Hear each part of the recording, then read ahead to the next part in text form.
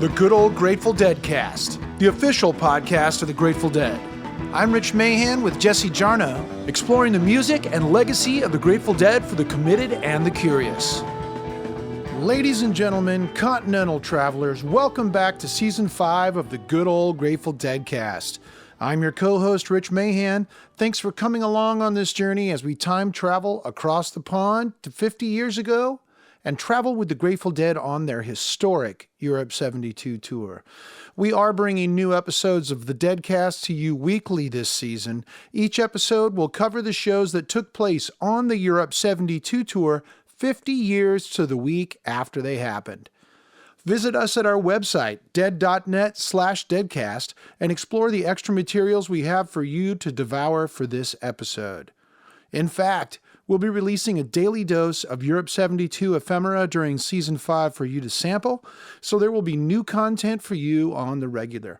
Also at dead.net/deadcast are all of our past episodes, including the complete Seasons 1 through 4, and you can link from there to your favorite podcasting platform so you can listen where you like to listen. We need your stories. Did you attend any of the shows on the Europe 72 tour, or did you know somebody who did? Well, tell them to get over to stories.dead.net and record all your tales about Europe 72. You could hear yourself on a future episode of the Deadcast. And how about some Europe 72 music for your collection? July 29th, brings Lyceum 1972, the complete recordings limited edition. It's a 24 LP box set with 4 complete shows from the tail end of the Europe 72 tour available exclusively at dead.net. And there's a newly remastered version of the original Europe 72 album, also available on CD, LP, and digitally on July 29th, with a limited edition 3 LP rainbow vinyl version, which looks really cool, arriving early on June 3rd, also only at dead.net. This week, we say ta-ta to jolly old England and climb aboard the ferry boat for a trip across the channel to Denmark. We've got 3 shows this week, 2 at the Tivoli Concert Hall on April 14th and 17th, and a show at Aarhus University on April 16th. We've got 2 buses full of hash-laden pranksters en route to the land of Hamlet. In the words of Polonius, though this be madness, yet there is method in it. Time to let Captain Jesse Jarnow take the helm.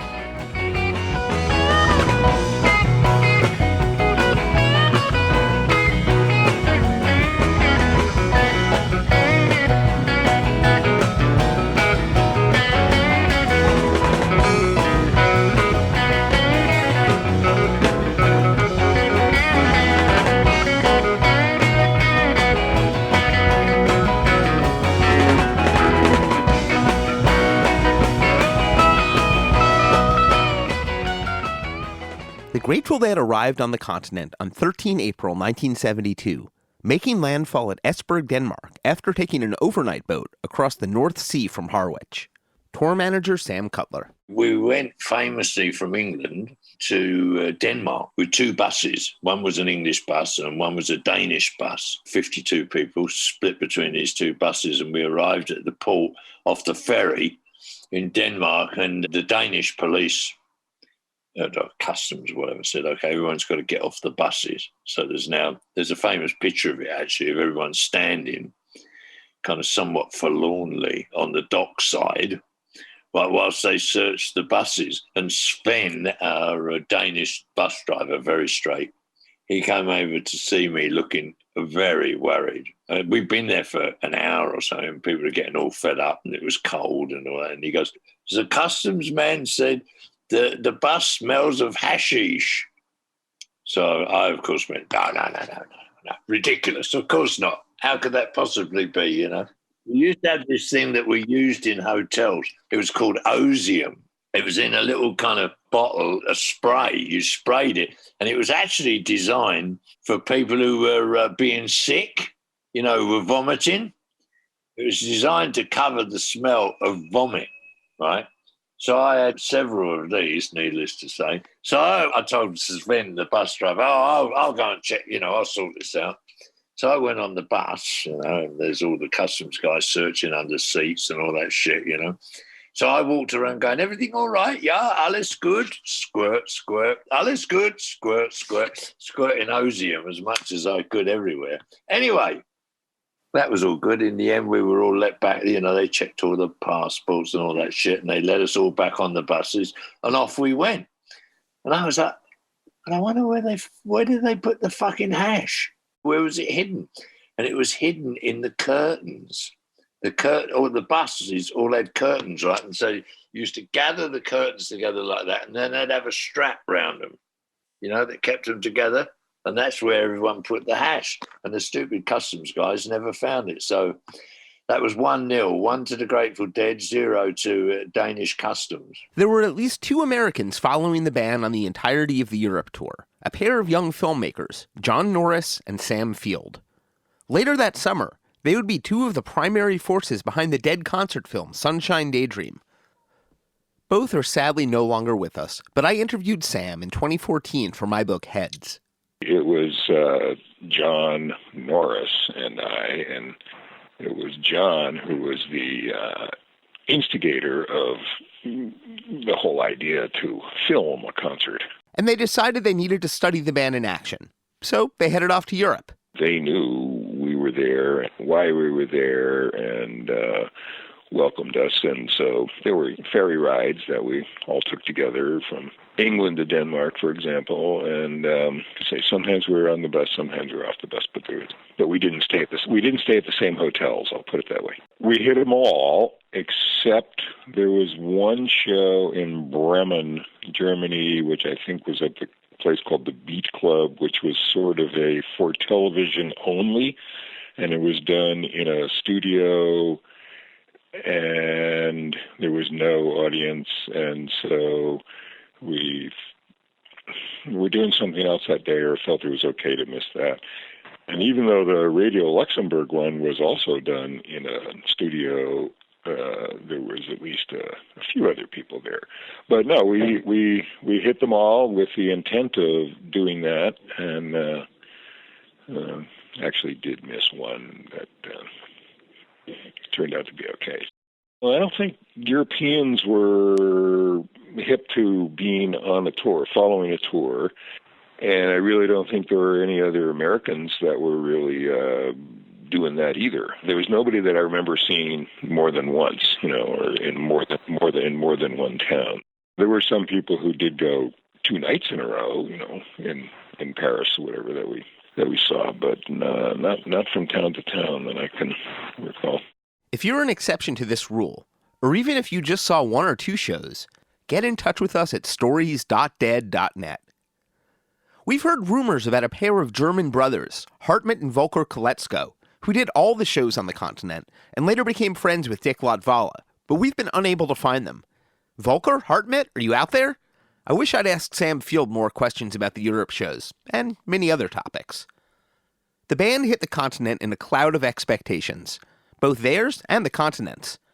Gijsbert Hanekroot was a Dutch photographer with the Amsterdam-based publication Oor.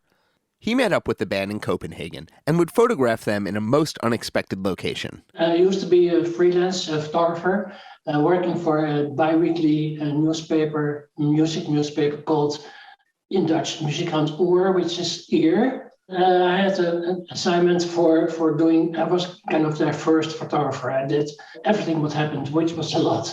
And we were, in the beginning, started 50 years ago, 71, and after a couple of months, when American or English groups came to Holland, there were 2, the main daily newspaper and this Oor magazine, that were the 2 interviews. So, and I was happy to be one of the 2 that were able to do this interviews and shows. We did not cover much of the Dutch groups, like Focus or Golden Earring. That was not big enough for us. We were concentrated on the English and American groups. They were very well accepted here and very appreciated, yes.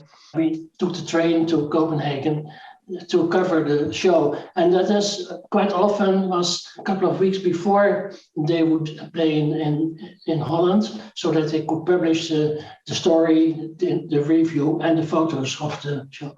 We also did an interview with Bob Weir. Actually, I don't think we did an interview with Jerry. It wasn't the first time he'd met a band at the edge of the North Sea. Gijsbert made beautiful photographs of many of the era's biggest musicians. We've posted a link to his website at dead.net/deadcast. It was important to cover Europe. It happened a lot with all the American. The Birdside was 1 year before. They did the same. They started in England or they started in the Netherlands and they went to England and tried to conquer Europe. And that was also for them very important. That's the reason that I was happy to be a photographer in that period of time. And there were heads in Denmark ready to meet them. In particular, there was one head who was more ready than most. A head who is now a household name in Denmark, for pretty much all the right reasons for once, though virtually unknown to American freakdom. The late Danish writer Dan Turèll. Please welcome Danish historian and Dan Turèll biographer Lars Movin.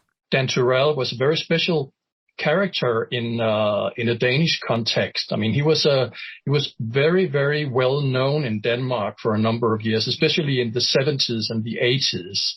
I was born in 59. And he was born in 46. So he was sort of a generation older than me. And for my generation, he was sort of the guy that introduced my generation to a lot of cool stuff like the beat writers and Jack Kerouac and William Burroughs and a lot of music, jazz music, free jazz, and also beat music, rock music, like the Grateful Dead or Velvet Underground and all that stuff. I mean, so for a long period, especially in the 70s, where information was not as easily available as it is today with the internet and all that, to get to know something about American underground culture in Denmark, you had to go to guys like Dan Turèll, who sort of was finding all this information and writing about it and challenging it into writing, into radio, into television. He was all over the place. And he was a very prolific guy. He lived only to be 47, like Jack Kerouac, but he published almost 100 books in his lifetime. And at the same time, he was sort of traveling around in Denmark and doing stand-up poetry and lectures and talks, and he was on radio, he was on television, he was in every cool magazine, he was in the newspapers, he was writing poetry, he was performing with poetry and music, he was writing prose and essays and articles and even crime novels. I mean, to understand that he was sort of all over the place in a very special way. And I can't think of any other avant-garde poets that are sort of known by everybody in Denmark. Everybody knew what he looked like. He was the only poet also with a real image, like he had a shaved head and painted his fingernails dark or black and looked in a very special way. He was sort of iconic. So he was basically just very well known. Remember how I said he was ahead? It was clear that he had two sort of heroes or two acts that he followed especially. One was Velvet Underground from the East Coast. The other was the Grateful Dead on the West Coast. So these two were sort of his big thing. In various writings, he has talked about how the Grateful Dead was sort of the soundtrack to his life. He was in the late 60s, he moved into a commune here in Copenhagen, and one place he states that Dark Star, the long track from Grateful Dead, the Live Dead album, was sort of their favorite tune, and they were constantly listening to Dark Star and taking acid in this commune where he lived around 1970. He went from being a jazz writer to a rock reviewer or writer. He started following the Grateful Dead and writing about every new album that came out from about 70 and on. I think his first really favorite was Working Man's Dead. And he tells a funny story one place about how when it came out, he was totally blown away by this album. So he He made a cassette tape of the album, and when he was traveling around in Denmark, he carried it everywhere and played it for everyone who wanted to listen, and sort of was pushing that album. And he even carried it on a trip down to Northern Africa, where he was hitchhiking in the desert in Northern Africa. And he lost the tape there and the tape recorder. And he writes about how he imagines that some Arab guy found this tape and tape recorder and was now sitting somewhere in the desert listening to Working Man's Dead. So when the Dead came to Denmark in 1972, Dan Turèll scored an assignment to interview Jerry Garcia.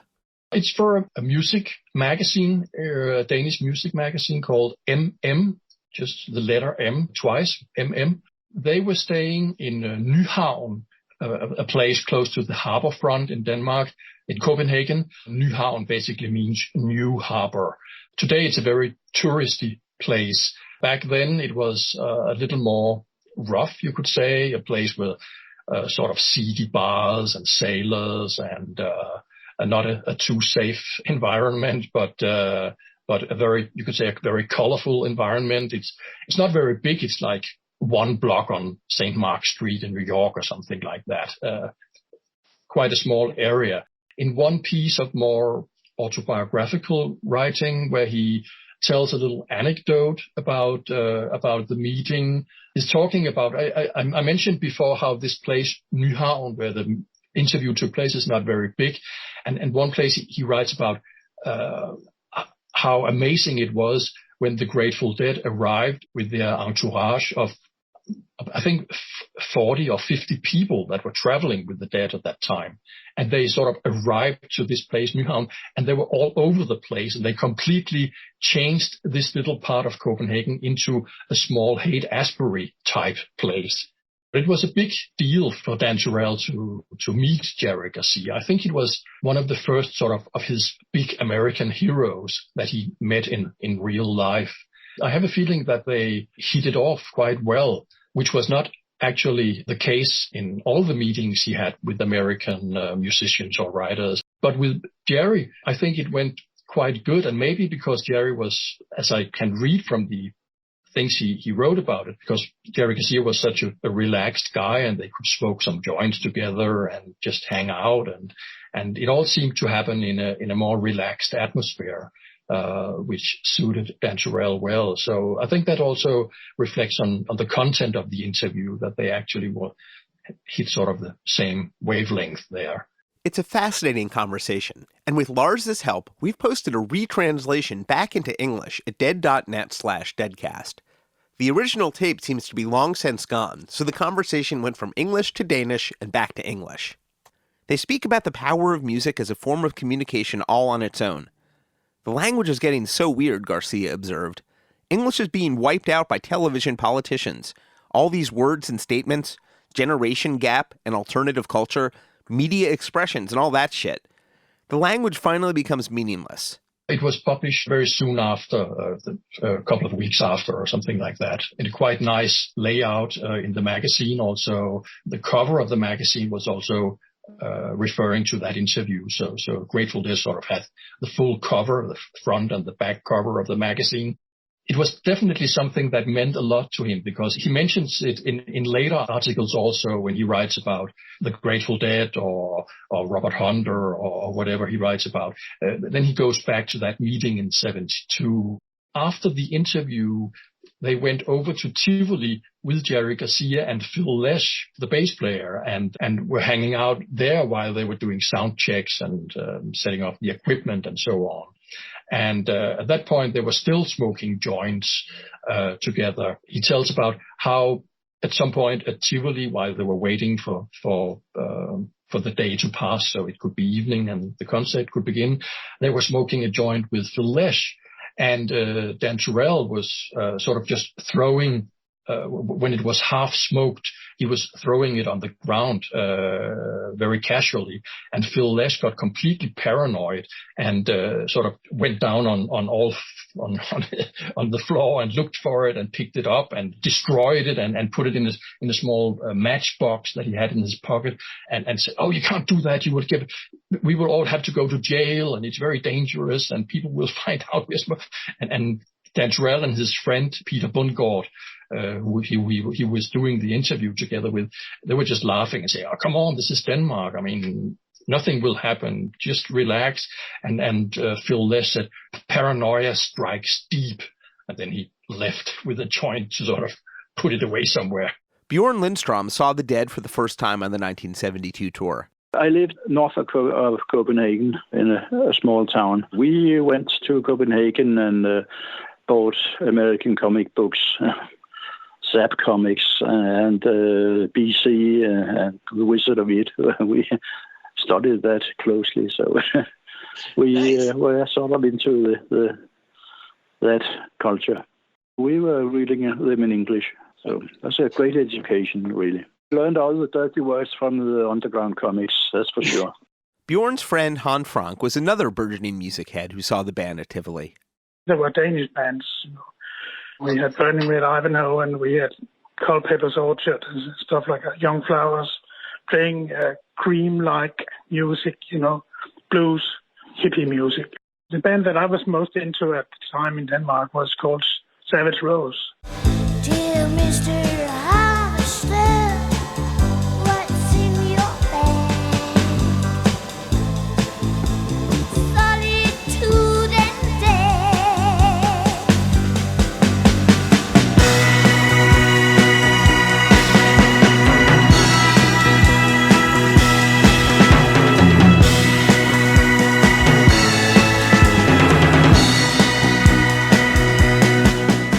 That was the Savage Rose with Dear Little Mother from their 1971 album of the same name, a big hit in Denmark.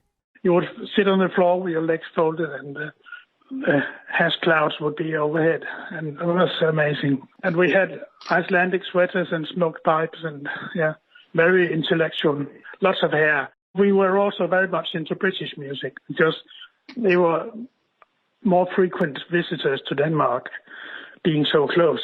The Dead were following a new trail through Europe, which we talked about in the first episode of this season.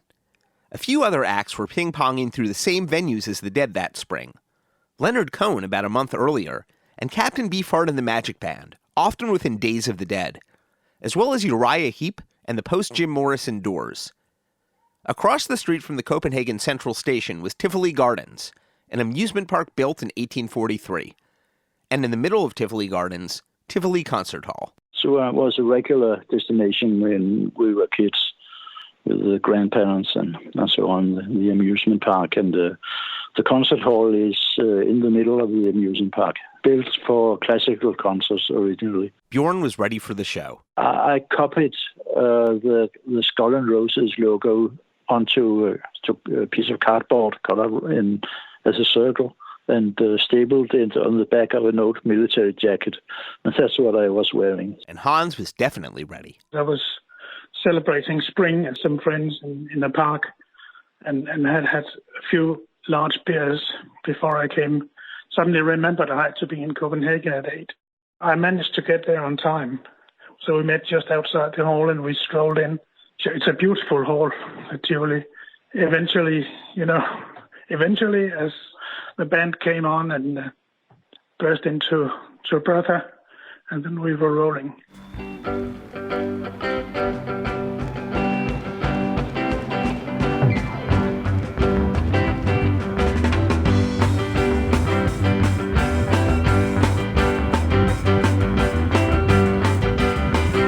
I had a hard run, running from the window. It was just amazing. I'd never heard anything like it. Everybody played an integral part of it.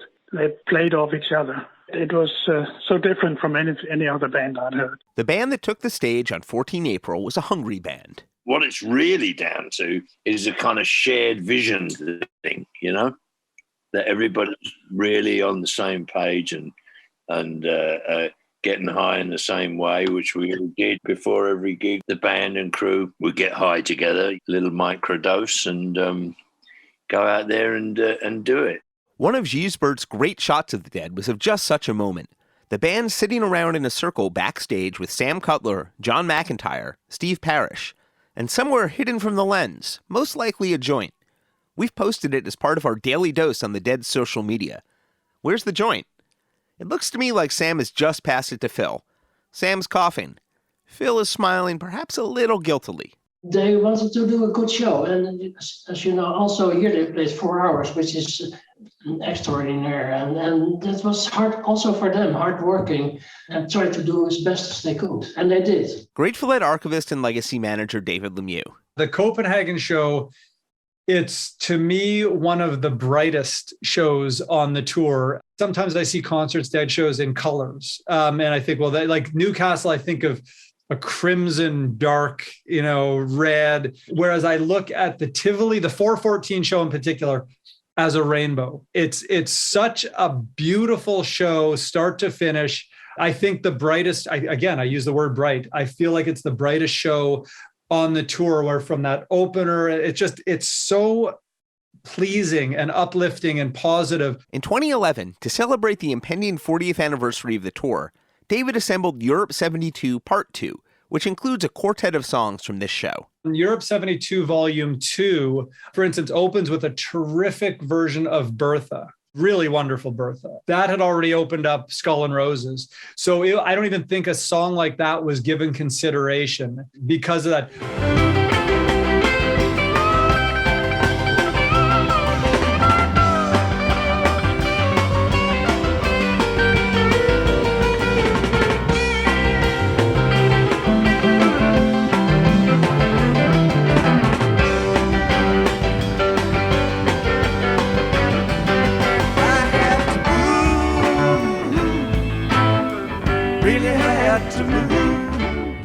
The stage was quite low, so if too many people had been dancing, they would have obstructed the view for the rest. But in the aisles, there may have been people dancing.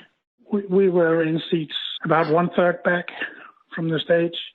It's quite intimate, so it felt really close. They weren't going to play in Sweden, so I believe there was a great deal of Swedes. Great number of Swedes there, because we didn't have the bridge then, so it was just a 40-minute ferry ride from the south of Sweden to Copenhagen. So there were quite a lot of Swedes, probably. There usually are. The Dead were on new turf, and they had some discoveries to make. This is from Blair Jackson's 2011 interview with Dennis Wiz Leonard, working for Alembic that tour. Copenhagen was very early, That was one of the first mind blowers, everybody openly smoking hash in the venue. Lighting crew member Ben Holler. The other thing you got to get used to at European concerts, there is fire.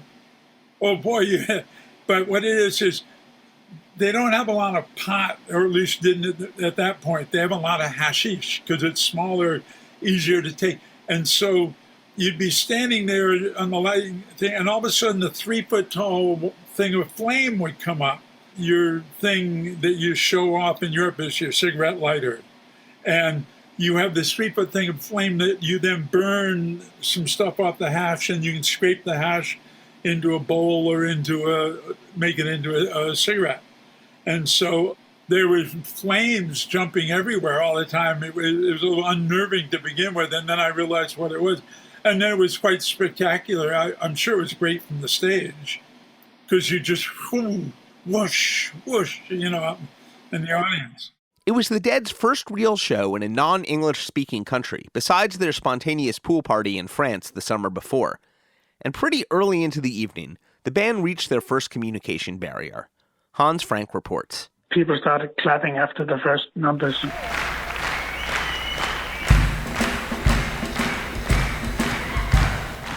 The band interpreted it as a sign of displeasure.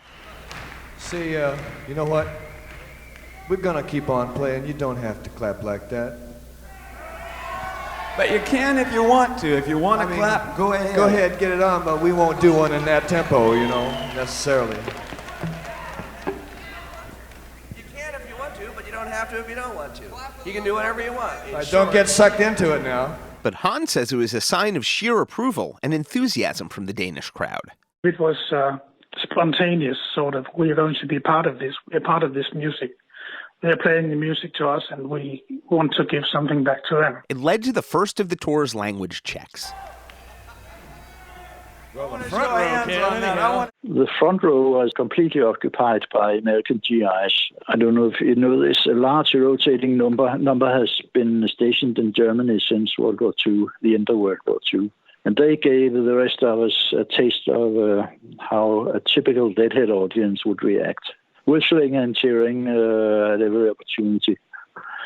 Someone told me later that they had been unable to get tickets to any of the shows in Germany, so they made the trip probably by train and ferry to Copenhagen. Bob Weir took it to a vote. I want a show of hands on that. How many of you out there can understand what we're saying? Raise your hands.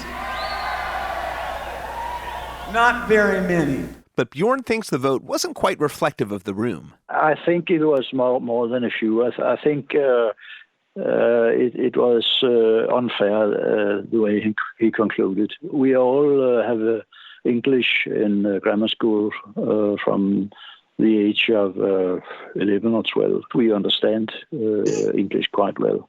A little slow on the uptake, and we may have felt a bit intimidated by these very loud GIs. And it did lead to a good transition into the next song. You win again.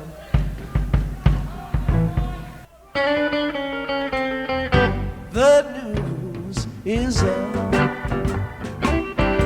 all over town. You've been seen out running around. There was no language barrier in enjoying the music. I'm out of an Anglophile family, so we learned it early. Yeah, that was, I was amazed by the lyrics. I was into the band too at the time, which were also just very much their own and made songs that was in a style and a style of music that was just so new and just very special. And The Dead was something like that, you know, the lyrics, especially the Hunter lyrics, were just amazing.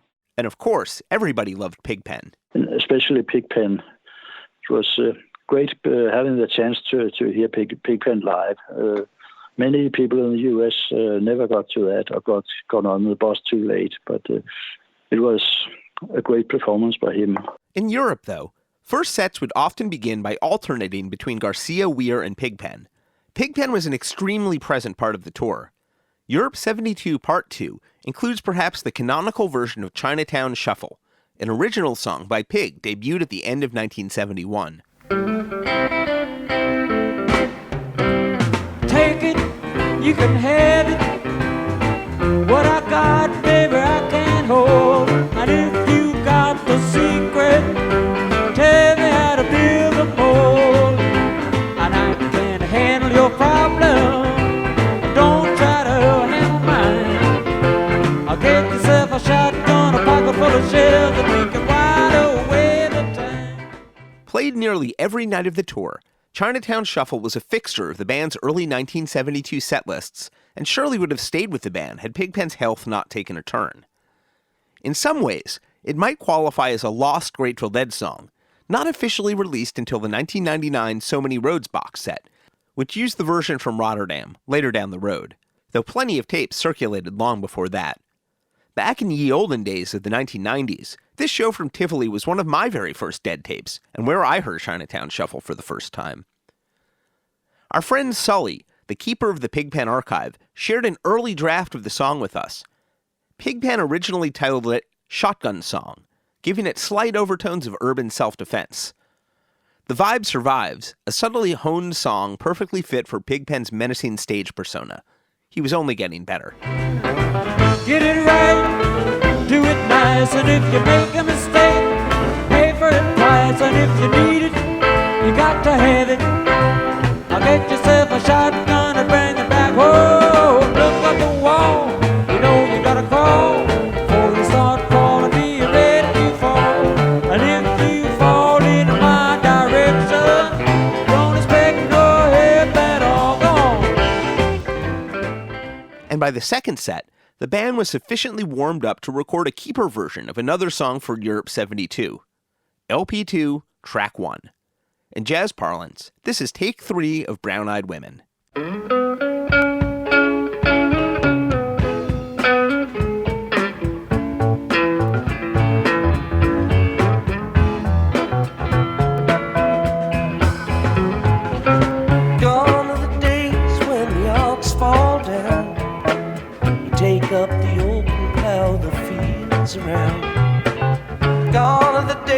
days when the ladies said, please, Gently Jack Jones, won't you come? Brown-Eyed Women was the first original song written for Europe 72, not counting previously recorded tunes.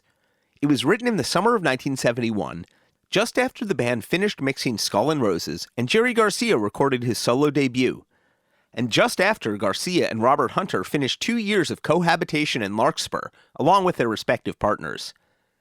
It was the beginning of another new songwriting era for the two. The band debuted Brown-Eyed Women during their late August 1971 tour, very much a first musical draft, with a straighter rhythm. I'd describe it as country soul.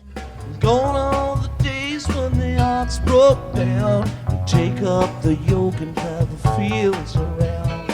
Gone are the days when the ladies said, please, Gently Jack Jones, won't you come to me? Brown-eyed women and red grenadine. The dollar was dusty, but the liquor was clean.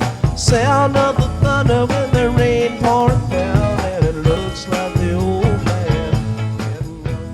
That was the live debut of Brown-Eyed Women, August 24th, 1971, at the Auditorium Theater in Chicago, now Dick's Picks 35, from the so-called Houseboat tapes, discovered by our friend Brian Godchaux. In 2020, a draft of the lyrics turned up in the collection of the late Dick Latvala, which are fascinating to see in Hunter's handwriting, but appear to be a slightly later version, perhaps rewritten for clarity. We've posted a link to a relic story about it at dead.net/deadcast. And of course you can, and should, consult Alex Allen's site, whitegum.com, for close examinations of lyric histories, including Brown-Eyed Women. In 1977, David Gans interviewed Robert Hunter, included in his book Conversations with the Dead, which we've linked to at dead.net/deadcast. David brought up a previous interview Hunter had done, in which Hunter spoke about certain songs that contained a character that represented the band, Bertha, Direwolf, and Cumberland Blues specifically. But it was a character he said he'd finished writing about. Hunter told David, "That's true. The character was dispensed with nicely in Working Man's Dead. Then he popped up again in Brown-Eyed Women. It's some composite relative of mine, part of my Gestalt baggage. These things have as many layers of potential meaning to me when I've created them as they do to the listener, and I look for that." His Golden Messenger performed the song on the 2016 tribute album, Day of the Dead. Oh, Daddy made a whiskey and he made it well. It cost $2 and burned like a hell. Oh, I cut the acre just to find still. Drink in a bottle when you're ready to kill. Brown-eyed women in red grenadine. The bottle was dusty, but the Please welcome to the Deadcast, MC Taylor of His Golden Messenger. But I think that was the first time that I actually sat down and learned the song in such a way that I could play it, play it in public. Learning that song confirmed that they were really good as narrative songwriters when they wanted to be, because there's a real story in that song, and just seeing how it's laid out and how Hunter moves the character through the song is really cool. I think of the narrator of this song as someone maybe in their 20s, sort of out in the world and kind of footloose and reminiscing back. There's a lot about family in there. The narrator has multiple siblings, and the father appears. Kind of his specter appears throughout the whole song. It's kind of an outlaw song, but it's even more than that. The songwriting to me feels a little bit looser maybe than the 3 previous records, Working Man's and American Beauty, and I guess the live record. It feels like an even more holistic version of sort of like the margins, the weirdos of America than the previous records. I think there's some humor to it that still really works for me, or just like maybe some lightness to it.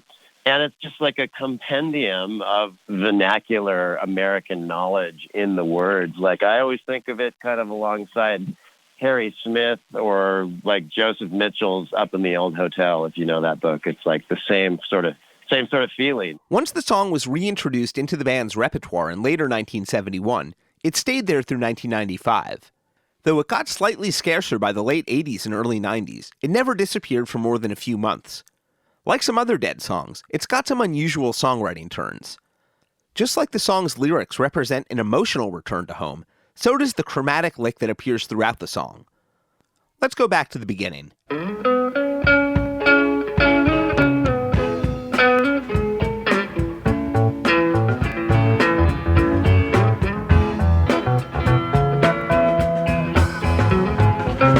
Gone are the days when the ox fall down. You take up the open plow the fields around. Please welcome back to the Deadcast, musicologist Shaugn O'Donnell. We're in E, but we're starting away from the tonic chord. It's not where you would necessarily normally start. And then once the riff is there, taking you B sharp, C sharp, you're right into the harmony, and you can connect it in a way that is much more clear. Like bouncing a rubber ball, that little chromatic riff gives the song its signature sense of motion. It feels like a normal song, and people play it all the time without thinking about this at all. But every single section of it has an extra two beats thrown in. In the chorus, the word gettin', in the old man's gettin' on, extended by 2 extra beats. Sound of the thunder with the rain pouring down, and it looks like the old man's getting on. So this happens in the verse every time. It happens in the chorus. It happens in the bridge, and even in the little echo at the end. You get this extra two beats. Totally comfortable and natural feeling, driven by the text. Strange if you stop and think about it or like pay attention to it. And while the song didn't have a jam, it did change, very gradually. It's really interesting to see a song that, is born fully formed, rides the whole career, and doesn't change in any musicological, structural way. So you get to follow the details of nuance in the player's approach. There's no major changes, but you get to hear the changes in gear, the changes in feel, all the variations in tempo and mood. The Brown-Eyed Women solo on Europe 72 is pretty simple.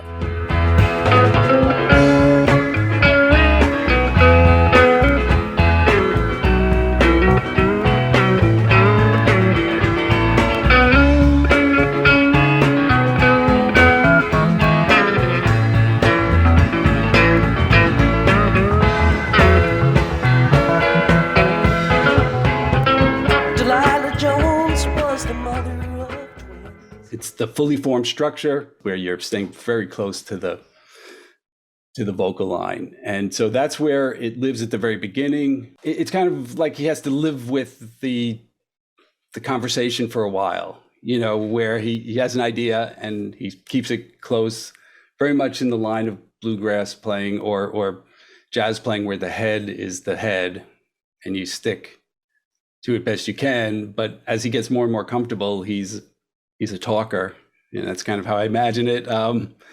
And he just starts to embellish as it starts to become a more comfortable thing. He literally grows the number of verses he's going to talk. He makes the conversation longer and longer.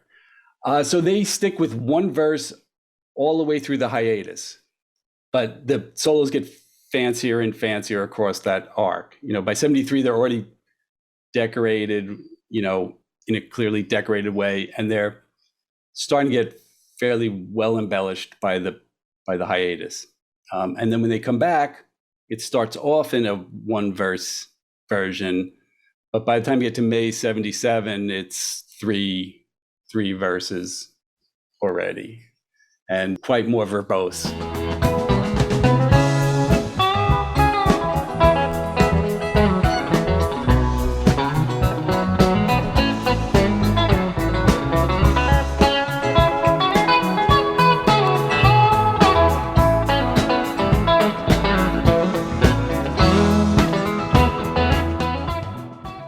From May 25th, 1977 in Richmond, Virginia. Now Dave's Picks 1.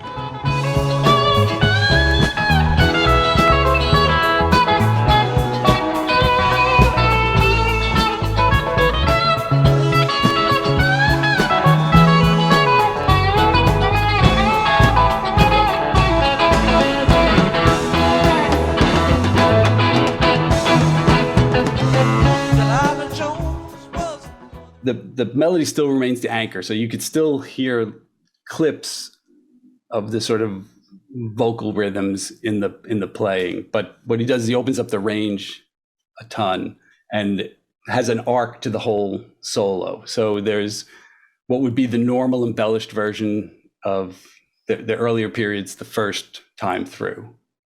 And then in the second time through, he expands the range to bigger and starts to use double stops, so it's more guitaristic. And then the third one is climactic with high bends and a couple of chromatic riffs that then kind of stay in the vocabulary for that song the rest of the way. Like you'll hear snips of that in the 80s and in the 90s of the same kind of little chromatic lines. And by 1991, it's even more embellished.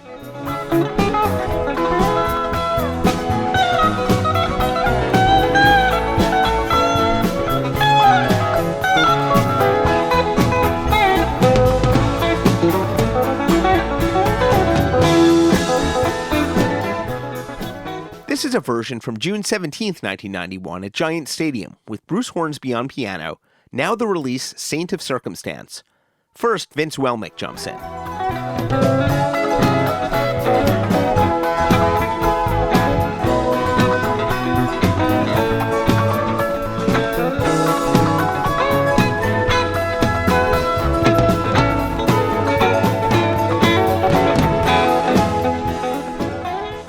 Then, Hornsby enters the chat and turns it into a jam.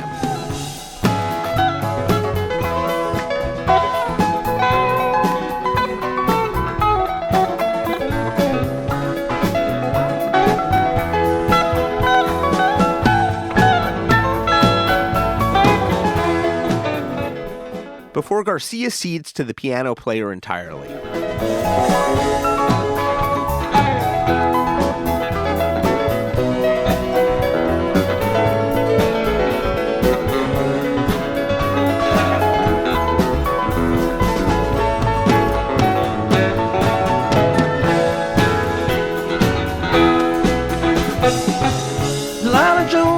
Was the mother of twins. 2 times over, you know the rest was sin. Brown-Eyed Women everywhere.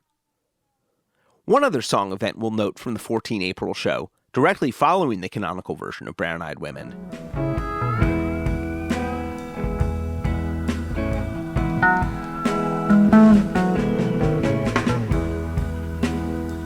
I woke today.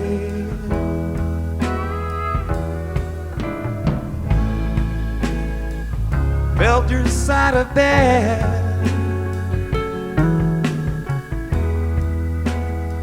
The covers were still warm where you'd been led. The Grateful Dead had backed Bob Weir on Looks Like Rain during the Ace sessions at Wally Heider's in February with Jerry Garcia on pedal steel. And he'd play pedal steel on Looks Like Rain during all the earliest versions, starting with the song's debut in March. David Lemieux. They were so on it. On Looks Like Rain, Jerry played pedal steel guitar, and there weren't enough track assignments to give Jerry a lead guitar and a pedal steel. So I think Wiz might have been watching through a closed circuit camera. I think that was the case in the truck. And so he could unpatch it when he'd see Jerry sit down at the pedal steel for Looks Like Rain and only Looks Like Rain. So they'd have to patch it from that to that because there weren't enough track assignments, and they never missed it. But the Copenhagen version is not only the last version of Looks Like Rain with pedal steel, but the last time Garcia played pedal steel on stage with the Dead until a Dylan and the Dead tour in 1987, ending a period that started almost exactly 3 years earlier. I'm a big fan of Phil's harmony on these early versions. But I still sing you love songs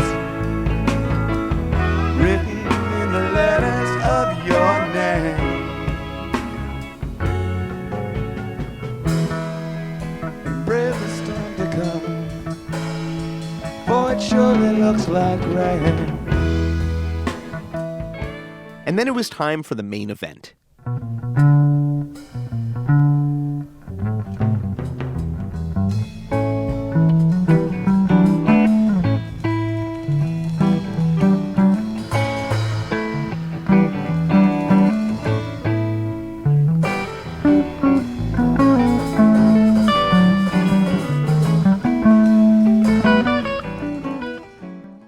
welcome back Graeme Boone. Jerry building up. A little bit of repetition up to G, and then up to A, that climactic A. A little bit of climax riff there. Bob really affirmative on the progression, coming back down. Here, a little bit of E minor. And back down to the Dark Star progression. But they're still moving, building up again. Beautiful chords from Bob. Jerry up to G and then A. And that climactic A, hitting it, bending into it. One thing I regret to this day is that I never got to hear Live Dead. So when they came to Dark Star, I didn't recognize it. And so I couldn't appreciate how different it was from the Live Dead version. So we get into this interesting spot where things have kind of settled into B minor. Very strange and interesting key. Phil hitting these chords. Then Jerry, he plays his Dark Star riff as if he wants to get to the first verse. But the other guys don't want to go there. They stay in B minor, so he lets go of that. And they're working around. There's a little bit of A major. Keith doing some flourishes. And that E minor chord.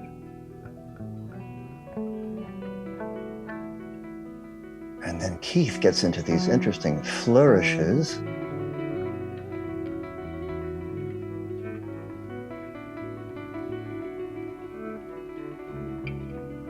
Jerry with beautiful violin sound. Going through different harmonies as if inventing a song on the fly. But then it goes into chromatic notes.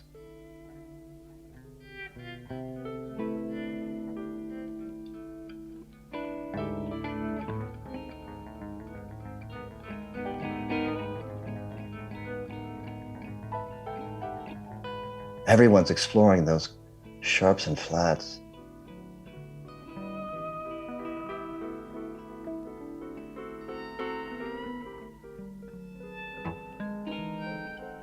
Like we could get into space here, but we haven't yet gotten to the first verse yet.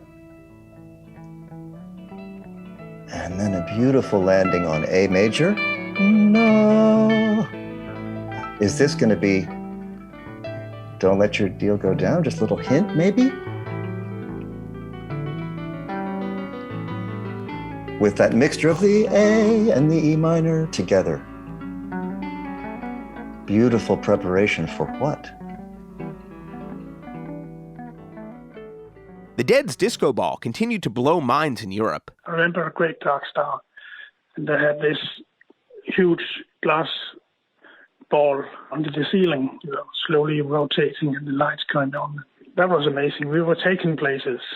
Jen Skovby saw the Dead a few days later in Aarhus, but reports this story. At that time, I had the connection to a guy in Copenhagen who was selling drums, actually. And he and his friend had been in the Tivoli concert, not at the TV, but at the Tivoli concert. And his friend has got to look at, these disco things who are going around under the ceiling and making light all over.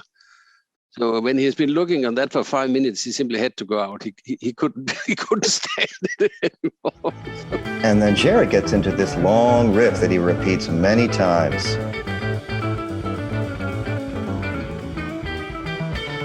Bob backs off a little bit, and then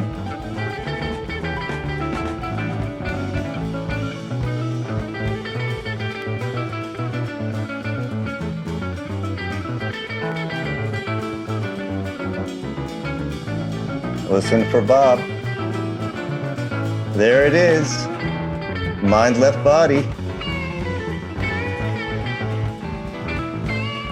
In the middle of this jam.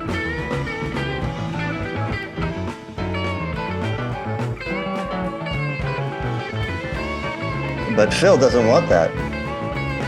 Totally different direction with the feeling groovy. that great feeling groovy lick. And now they're into that great jam.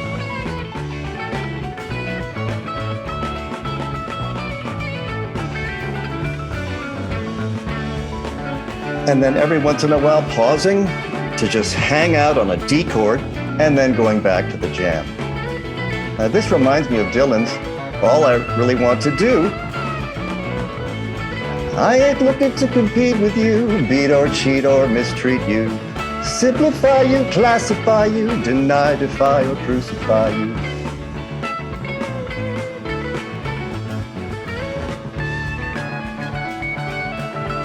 There we have that pause on D and then back into it. Super joyous, energetic. That Bill, so strong, doing everything there with the drums.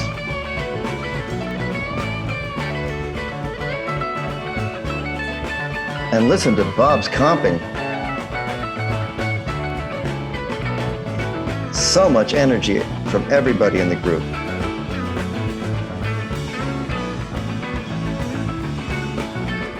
Now Keith is low in the mix, but he's right in the middle of it. It's like great Phil flying way up in the range, coming back down, all over the bass. And then Bob says no, moves on to a straight A chord. Where are they going to go?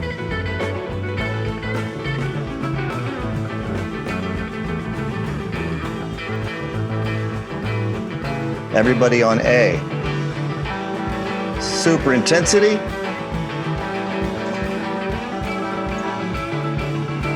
Something's got to give.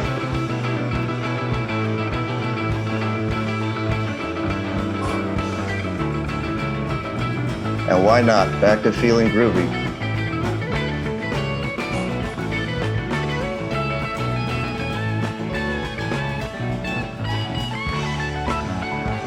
Wonderful pause on D. And then the last time through, calming down, lighter, quieter, and then holding out, beautiful suspended A chord.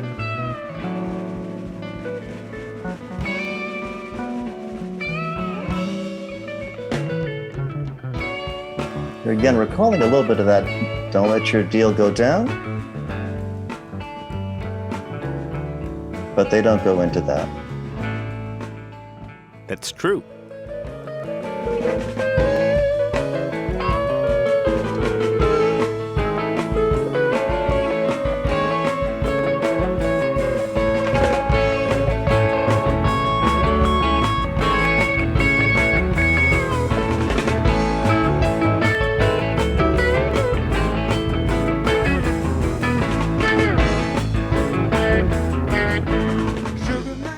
Coming out of the ending to Sugar Magnolia was perhaps the first serious pigstravaganza of the tour.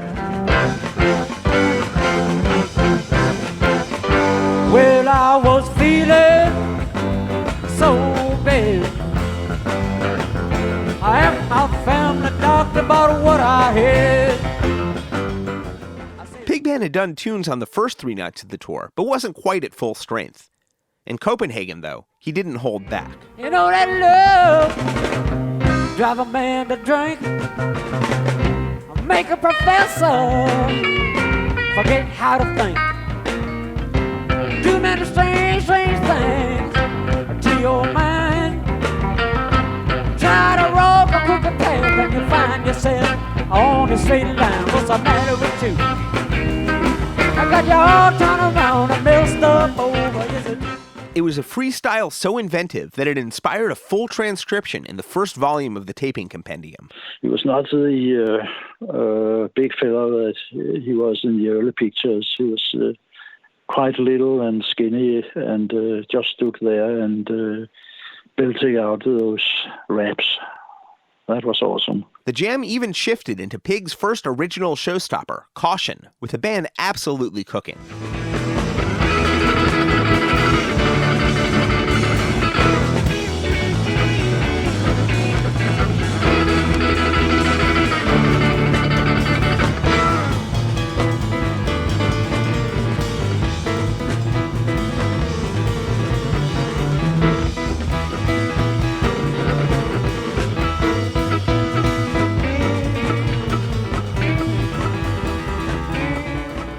inside caution, a surprise turn. Walk 47 miles of barbed wire. Got a cobra snake for a necktie. Got a brand new house by the roadside, made out of rattlesnake hide. Brand new chimney set on top, made out of human skull. Axe-sized woman, come on, child, tell me who do you love? Yes, you did. What you told me do. What you told me do. One of only 3 performances of Who Do You Love? So that's a rarity. Part of the band's repertoire in 1966, when it showed up on a studio demo, Who Do You Love surfaced only on a few scant live tapes. It's hardly a full performance of the song, but gives this sequence an ominous core before bringing it back home. I am not family doctor, but what I heard. I said, doctor, doctor, Mr. MD. Doctor, can you tell me, doctor, what's ailing me? Doctor, and he said, hey, hey, hey, hey, yes it is. All I need. Bjørn didn't have to wait long to hear the show again. Most of it was on the radio a couple of weeks after. They had edited a few songs out, but most of it was there and in a good quality, taped from the radios. My brother taped it for me, 1/4-inch tape. I've heard that many times. The Grateful Dead got along with Copenhagen. Their local promoter was Knud Thorbensen. John Morris recruited him for the Independent Promoters Alliance that helped organize the Dead's tour. He had a partner named Anders Stephenson, who was the quiet one. But Knud was quite a character. He had a couple of restaurants in the end. He was involved with ABBA, bringing them into the world. Had a bit of an affair with one of the girls. He was a great character, blonde, tall. He was your ideal Scandinavian, good-looking guy. And he once bought a Rolls Royce on which he had to pay 200% tax. And I said, why? He said, because it's a Rolls Royce and I've got the only one in Copenhagen. Another reason the Dead may have gotten along with Copenhagen was the hash. Steve Parish. The Danish people were great, man. Oh boy, we had a lot of fun in Denmark. And it was the first country where they had no law against smoking hash or marijuana. And so we couldn't believe it. We went into a bar, me and Kreutzmann, and people were smoking. And I kept asking the guy, you sure it's okay? And he was like saying things, he says, you Americans, can't you ever realize that it's okay? The previous September, in 1971, a group of heads had begun squatting in abandoned army barracks, establishing the community Christiania with its open-air hash market known as Pusher Street. Hans Francke. It used to be army barracks just outside Copenhagen, and they actually just broke into it. There was much less control in the early days, so it was just anarchy. Disputes between groups of settlers. Some were into the environment, some were into exotic foods, and some were into politics, and some just wanted to build a house and a windmill and stuff like that. In fact, one of the founders of Christiania was a former resident of the commune where Dan Terrell dosed and listened to Darkstar. Lars Movin. One of his best friends, a guy named Jacob Ludvigsen, was actually one of the people who founded Christiania. They were living together in that commune I was talking about. So in that sense, he was really close to the beginning of Christiania. He didn't live there. And, he was a very dedicated pot smoker or hash smoker. So he would probably go there to buy his supplies. Mountain Girl. We walked through there and just found it wasn't open when we were there. That's all I can say. There was a few bulletin boards up, but it was just everybody was somewhere else. It felt like, it wasn't, the weather was not nice or something. And we did cruise over there, but we didn't have the right connection to really explore it. And I think there was a time factor there too. Sam Cutler. The Grateful Dead, of course, have always been pot smokers, man, forever. And they're Californians, for fuck's sake. They always had the best pot. Yeah, ever, because, all kinds of fans would come and go, hey, so try some of this, man. Oh, wow, shit, yeah. Can we get some more of it? Sure, you know what I mean? So there was always wonderful pot, and everybody loved pot. But in Europe, because they discovered hashish, because at that time there wasn't really any pot in Europe. You need California weather and altitude and all that shit for good pot. So they discovered hashish, much to their delight. They loved it. Denmark's a kick. I recommend Denmark. It's a lovely country. It's just everything is so well thought through in Denmark. In other words, it's a country of designers, and they're carpentry and boat makers. Like in Amsterdam, everybody seems to have a boat. Here's Rosie McGee from the audiobook of her excellent memoir, Dancing with the Dead, available from rosiemcgee.com. My roommate in Europe was Sue Swanson, who handled payroll for the band. And while we were in Copenhagen, Denmark, Sue and I went for a long walk from the hotel, ending up lost in the city's famous red light district, where the hookers were on display behind their crib windows. With the help of a friendly local, we were pointed back in the right direction, and on the way back to the hotel, we found a great basement shop selling hand-knitted Scandinavian sweaters in a dazzling array of colors. We got to do a bunch of sightseeing, and everybody bought a sweater. We all walked around with our beautiful hand-knit Danish sweaters. That's a lovely place, I have to say. It's smooth, you know. Everything there is nice and smooth and laid out for easy living. So my hat's off to those guys. Much of the band and family and crew were soon outfitted with the Danish sweaters, which can be seen throughout photos of the tour. Throughout the tour, those who had the means got into some high-end shopping. What was funny was that when one of them came back from a shopping expedition with something particularly nice, then everyone else had to go get the same thing. First it was Dunhill lighters, then Mont Blanc pens, then Swiss cutlery, and so on. This behavior was a continuation of the group mind already in place at home with Pendleton blankets, Courtney tie-dyed mandalas, Navajo silver and turquoise jewelry, Ukrainian flower shawls, even extending to one group of people all driving Citroëns. The result was that you could go to any one of a dozen homes in Marin or Sonoma, and the decor and accoutrements would be nearly identical. Thanks to our friend Sully, we have access to a clutch of letters Pigpen wrote to his parents over the course of the tour. His longtime girlfriend, Veronica, known as V, couldn't make the trip. She was tight with his parents, too, and Pig noted in one letter, "Don't let her get down about school and keep her nose in them books." But, Pig noted in a letter home, she should be expecting some mail. "I bought V a hand-knitted sweater in Copenhagen and hope it fits. I got her one about my size. It's 100% wool. Mine has no seams, done on circular needles, and took the woman who made it somewhere around 75, 80 hours to make. If it don't fit, I can send it back and change sizes, colors, or styles."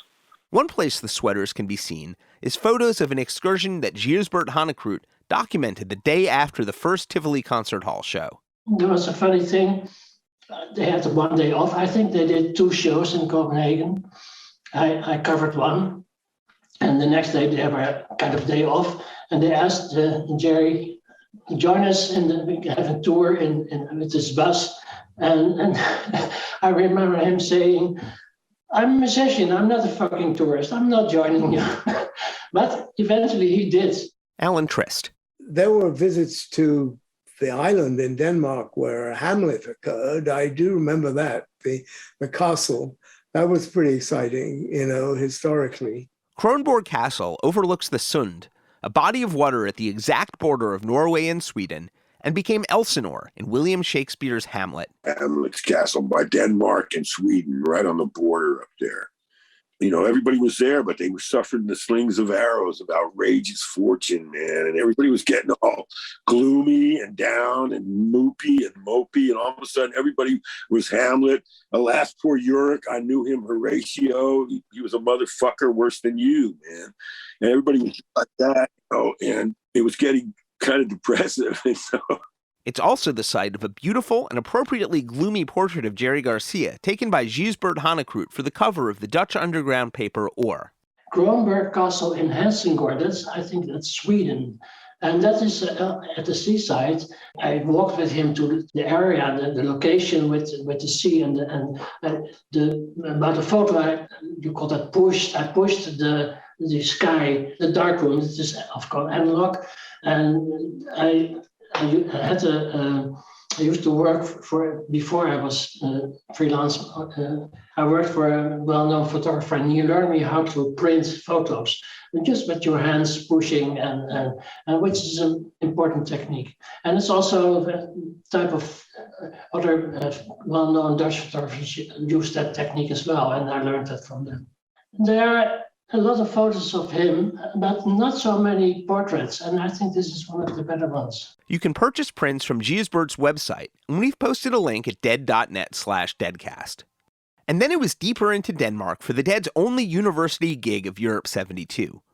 Archivist David Lemieux. It is truly a small university, a small college cafeteria in this beautiful wood A-frame building with glass everywhere. The energy I get from that show is very similar to Newcastle, which is a little out of their element, but incredibly cool nonetheless. There's some great stuff in our house. You get the feeling the Dead are playing. I think it held 700 people.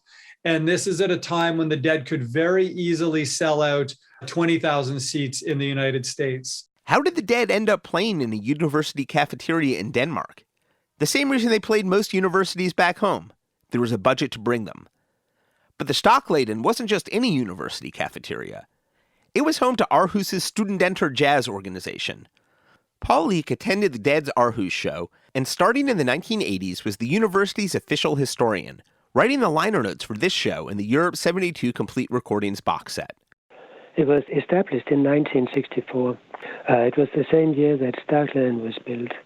This room, which was a university cafeteria during the day and a jazz venue or a meeting room in the evening.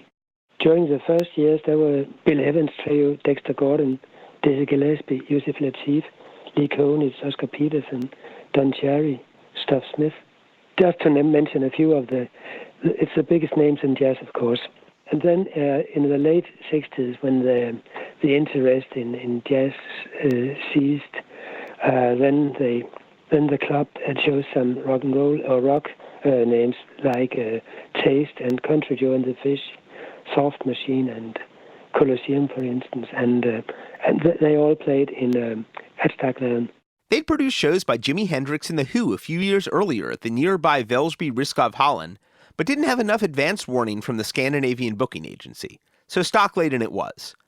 Jen Skovby attended the Aarhus show and remembers it was a journey to get there in those days. You have to drive for 3 hours, and on the route you have to sail for 1 hour. At that time we didn't have a bridge as we have today, so it's 4-hour transport in a country as small as Denmark. The building manager told me when I interviewed him that they brought much more gear than any other band that has played in Stockladen ever since. Among that equipment was the band's light rig. By then, the band's new lighting team was starting to come together. Lighting technician Ben Holler. We played Wembley. I think that was the first gig in London. When I'm out there, I'm running a follow spot in the back of the house. They don't really know me that well. Candace can at least talk to one human, you know. It's a nightmare even in America talking to follow spot operators, you know. You get a New Yorker talking to a guy from Georgia, forget it. In Aarhus, they chalked up another solid tour story. It was a university setting and everything.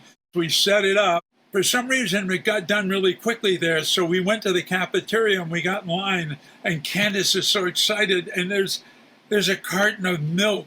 You know, here's just something American, you know, I can just drink this carton of milk. And she takes this big gulp and then spits it sky high, and because the Danes like buttermilk. And she just wasn't ready for a big mouthful of buttermilk.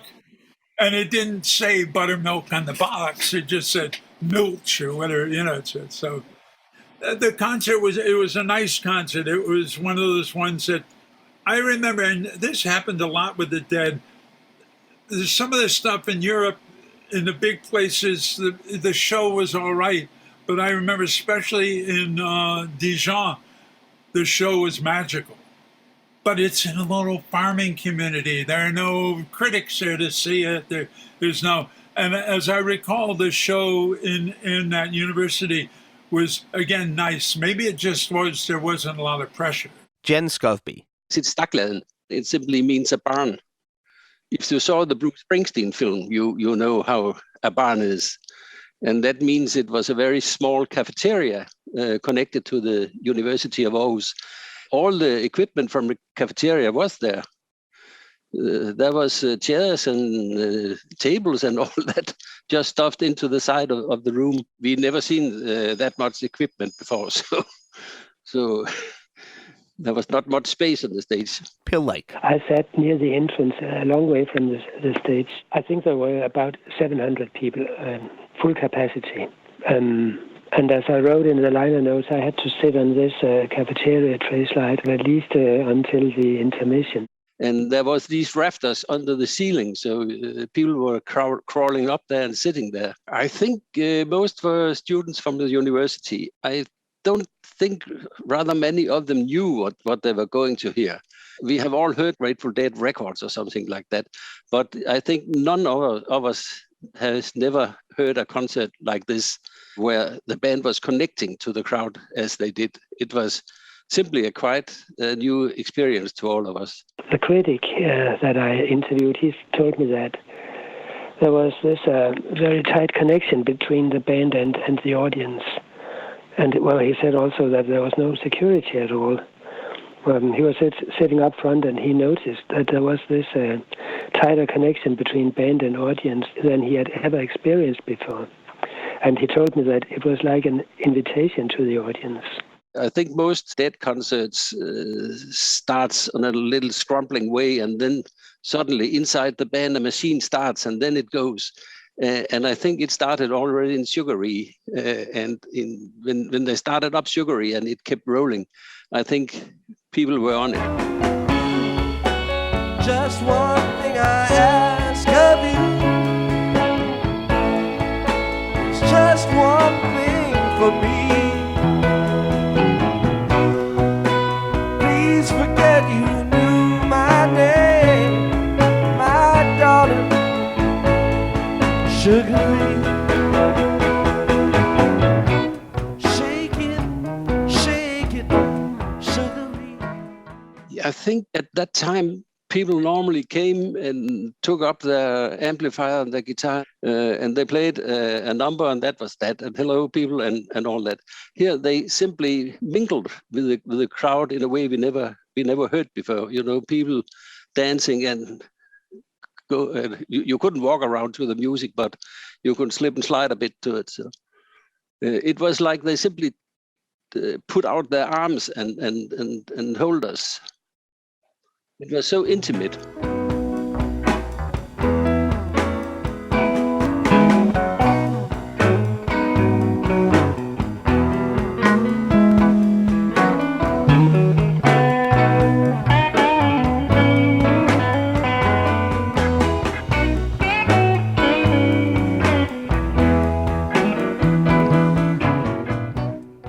Like everything from Europe 72, it's an excellent show. Donna Jean is absent, perhaps hanging back in Copenhagen. The band play their first Direwolf in nearly a year, and thus the first of Keith Godchaux's tenure with the band. Playing in the band is starting to turn some corners in its jams. I love the amount of movement in this little segment.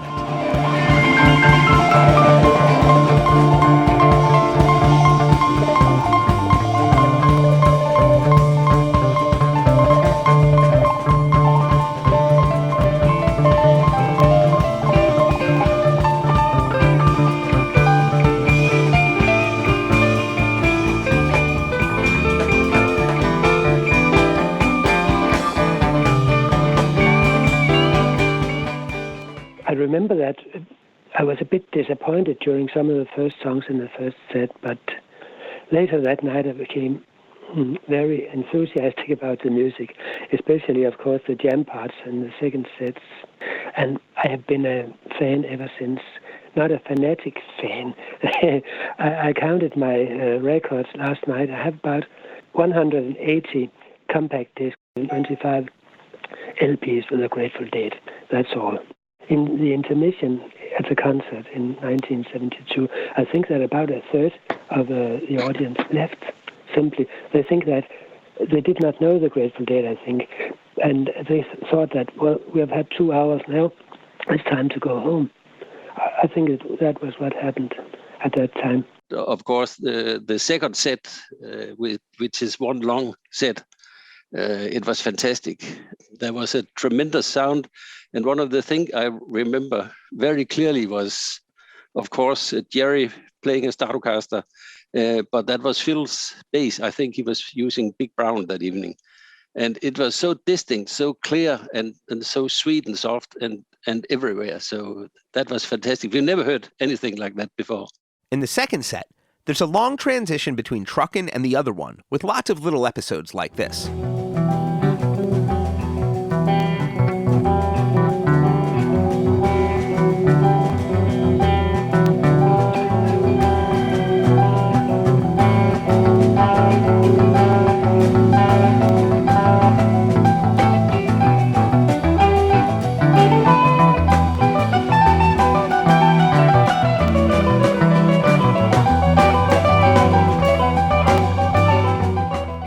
I remember that during the last couple of songs, Not Fade Away and Going Down the Road, it was possible to walk around in the room. That has been quite impossible during the first set.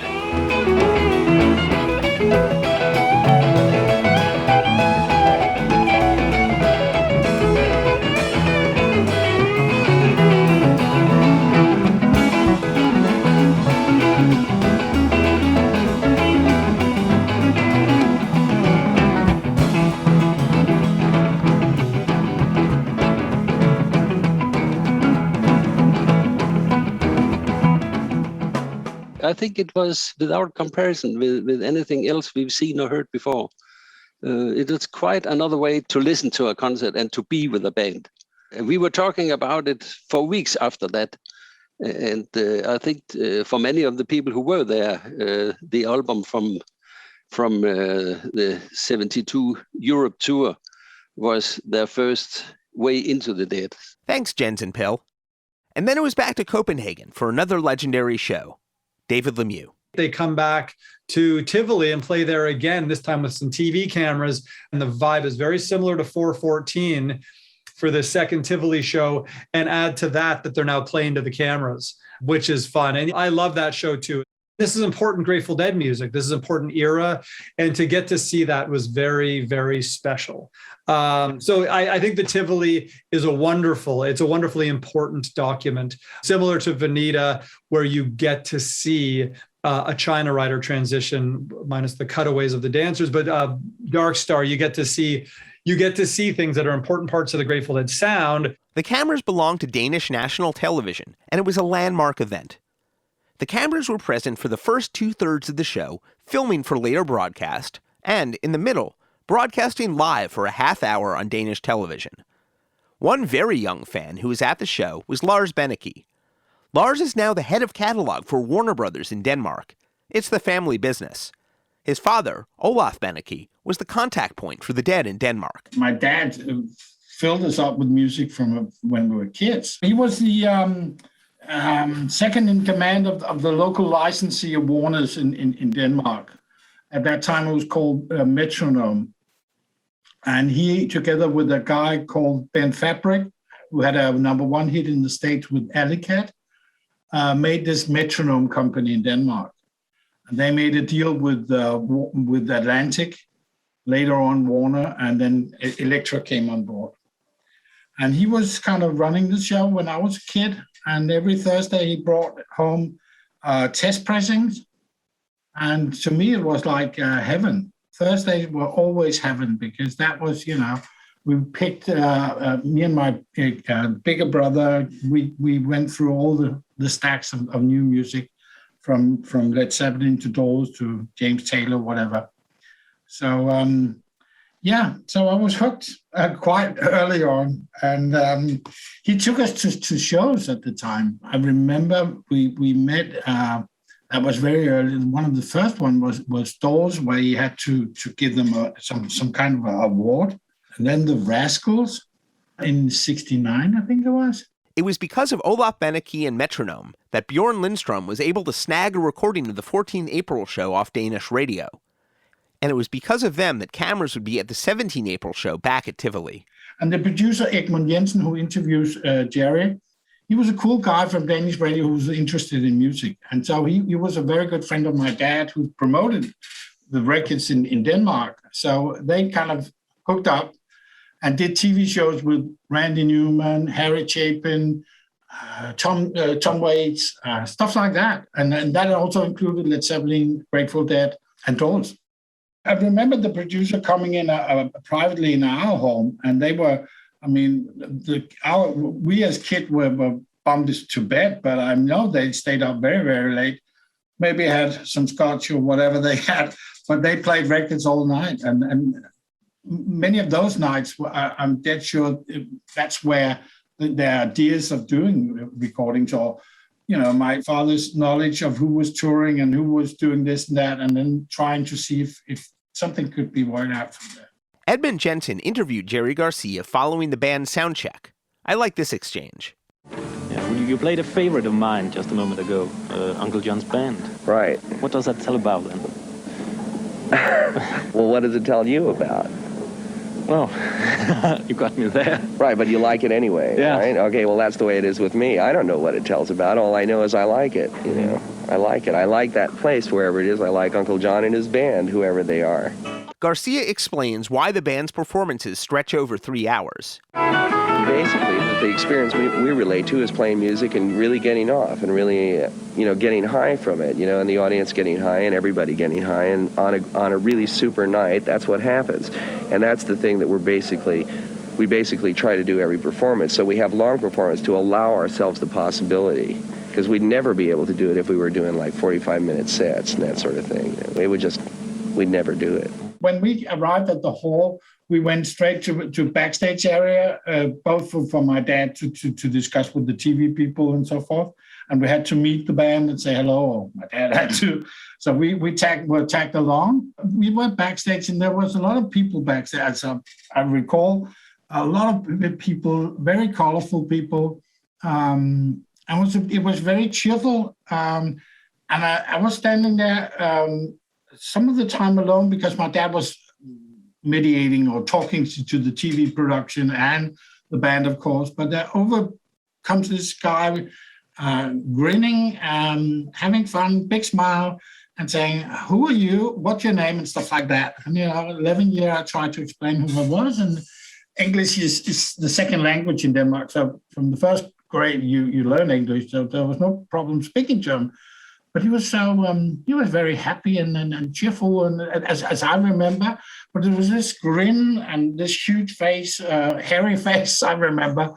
And most of all, I remember seeing out of my eyes, or I noticed that he was missing part of his finger. Didn't say anything like that, or didn't think about it at the time. But later on, when my dad was there, I said, "Well, what have you been?" I've been speaking to this guy called Jerry, and "Oh, you met Jerry? Rah, rah, rah. Yeah, he's the guitar player." I was like, "Guitar playing? Well, he's missing one finger." But anyway, I didn't say anything. But later on, when we were in the hall and they were on stage, "Oh, there's the guy," and was on the left, and he was playing the guitar for real. So yeah. That was some of the non-music impressions that an 11-year-old kid.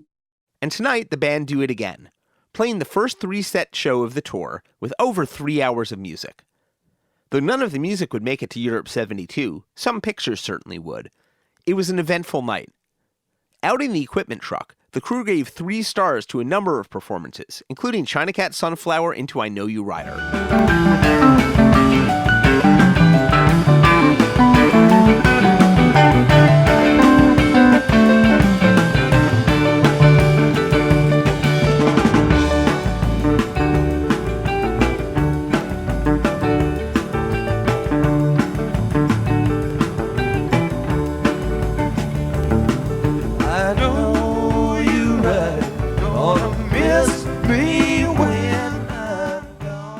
Lars, Bennike, and his father went to their seats. I was only 11, so I was more like a spectator, and the lady taking off her T-shirt with nothing beneath, 3 rows back, were things I remember. Another kid who's in another famous Danish act called Sort Sol, Black Sun, he's called Sten Jørgensen, and he is like 3 or 4 years older than me. He was in the audience with his dad as well. People were so much into the music because I wouldn't say we're Japanese in the sense of just sitting there and then clapping and sitting there. But people enjoyed it. They were very much into the music and seeing and smelling because it was a show where there was a lot of smoke in the air, and we weren't used to that, or at least I wasn't. And I remember the sweet smell in the air, and the whole loose kind of thing that went with the music. It fitted well with the music. It was not just another day in Copenhagen. It was a special day. I wouldn't say it was like a church, but it felt like when you're in a church and really going for it. It was like everybody was into it. That's what I remember. And I also remember that it was quite difficult to see everything on stage because everybody was standing up. And I'm not short, but at the time I was shorter than now. So it was difficult to see all of what's happening to them. Many a times I had to stand on the chair in order to see the stage. So that's what I did. And with television cameras rolling, though not yet live, the band debuted a brand new Jerry Garcia Robert Hunter song destined for the live album, but it wasn't yet finished.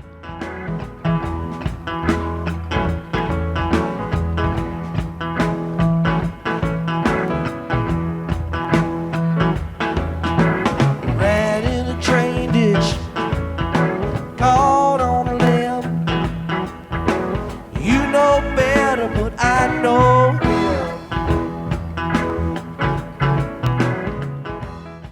He's Gone was destined to be a dead classic, of course, a sing-along that lasted in the band's repertoire all the way through 1995.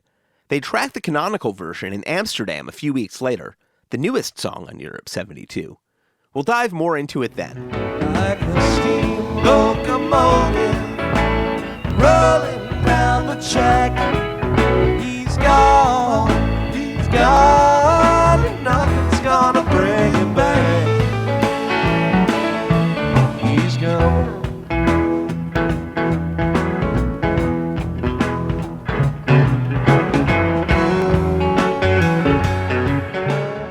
And then it was time to go live to Denmark. We're going to take a little short break here and then come back in a few minutes for this TV thing, and then we'll do the TV thing, and that'll be then all that'll very be over special. with. It's very special. Thanks a lot. Meanwhile, you'll find your souvenir posters in the lobby, Cupid dolls of all the band members, and Sam Cutler. The Grateful Dead were going to be the first ever band to play live on Danish television, which was a big fucking thing, you know? And, it was a bit of a coup that we got together, right? And what happened was this. Queen Juliana of the Netherlands was on a state visit to Denmark. So there was a half-hour show of her wandering around in golden carriages and all that, like, she's the queen of the Netherlands, isn't it? You know what I mean? Visit in Denmark, and then they were going to cut from that to the Tivoli in Copenhagen, right? The very famous old theatre where the Grateful Dead were going to play. There had been many live rock performances on Danish television, including the first filmed appearance by Led Zeppelin in March 1969, but the Dead were the first to truly play live.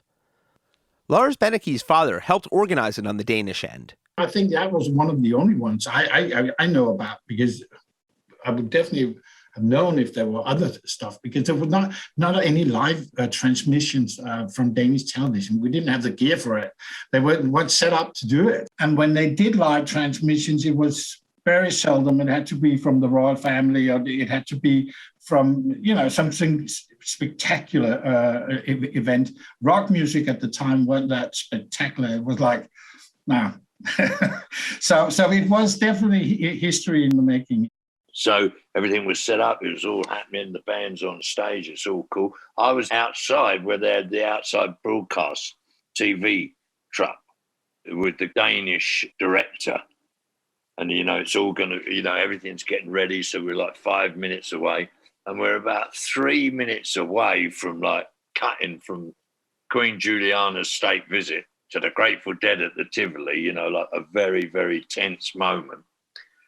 And the little prick that's like going to announce the Grateful Dead and go like, "Scobbity, scobbity, scobbity, gob, the Grateful Dead," is trying to be seen by the camera, that, you know, camera number 3 or whatever that he's got to talk to. And he's behind Garcia's amplifier, this bank of amplifiers, and the amps are too high, so he can't see over the amps and the camera can't see him. And I'm in the control booth and this camera's going like this, trying to find where the fuck is the guy that's going to announce the show, and there's like a minute to go. And here we were at Tivoli Gardens, and we were very professional. It wasn't our first rodeo. We worked with people coming in and doing, you know, want to film something and introduce the band and film it. It always went down that way. And so we're at the monitor board, and now it's like 2 minutes to showtime. The band's out on stage, and then these guys are ready. The guy's out on the mic, and the guy's got the camera on him from Danish TV, and they're going to broadcast the show from Tivoli, this amazing historical place. And the little guy was a little too short, the announcer. And he starts yelling at the cameraman, whose name was Fritz. "Fritz, I'm too short. I'm too little. Get me something to stand on. Get me something to stand on." So he didn't know what to do. He takes a garbage can that had been there all day, man. And people had been throwing milk containers in it and all kinds of lunch receptacles and stuff and dirt and sludge, and he just takes the fucking thing and turns it over and dumps on our cables and all over the stage, all this garbage, man. And he puts the announcer up on it, and the guy's up on it, turns it upside down and stands on it, and the camera's like, "Oh, got him," like that, right? At which point, finally, you know, there's like 15 seconds to go. The guy puts his microphone up to his mouth to introduce the band, and this fist, like in slow motion, comes through the side of the fucking thing, goes bang, and the guy goes, right? And the director buries his head like this next to me. "I'm ruined, I'm ruined, I'm ruined." And Garcia luckily saw the whole thing and started playing. So that was the introduction of the Grateful Dead in Copenhagen. Sam says I slugged the guy, but I didn't. But right as he goes, "And now, ladies and gentlemen," I tackle him, and he falls off the garbage can. I go, "You're not doing this." And this is what people saw, this little fracas going on because of the disrespect. Now, what would you have done? The director finally pulled himself together, and well, there we are. That was the first time a live band ever appeared, and they were fabulous. I mean, it was a great gig. This little bit of film, in fact, nearly the entire live part of the evening, doesn't survive in the circulating copies. Lars and Olav Bennike have nothing to contradict this story, though.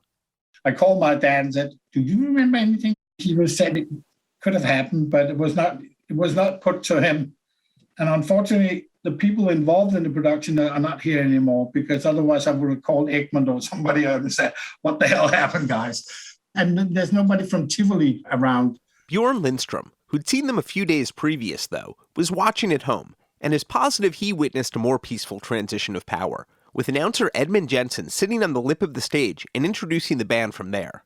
The TV transmission was just 20 minutes, I think. The first voice from the producer was, "You just missed a great song," and then he went to the next one. Recently, at the behest of the Deadcast, Bjørn was nice enough to do some searching through Danish newspapers and found a review of the broadcast published the next morning, which offers a thumbs-down review to Edmund Jensen's introduction of the band and mentions no punch. If it's something that Sam Cutler saw through one of the monitors in the television truck, maybe it was an incident that occurred before they were live to all of Denmark. Certainly enough members of the Dead family seem to recall a Danish fracas. It was totally a great gig. If you've never seen it, it's pretty easy to find. And if not, ask a Deadhead. For once, the band seemed totally comfortable in front of the cameras, and even a few of the live tunes get 3-star ratings from the crew, including Mr. Charlie. Juba, juba, juba, juba, bully, bully, bully, bully, looking high, looking high, looking low, looking low, gonna scare you up and shoot you, Mr. Charlie told me so.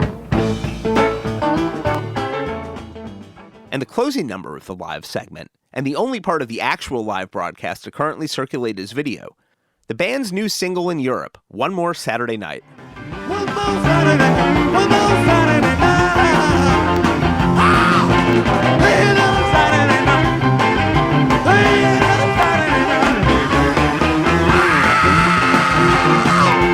Hey, another Saturday night.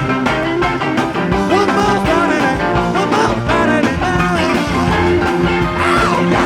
Hey, another Saturday night. Hey, another Saturday night. Even though Bob Weir said goodbye, the cameras weren't gone yet, and the Dead hit a few more highly rated numbers, including It Hurts Me Too.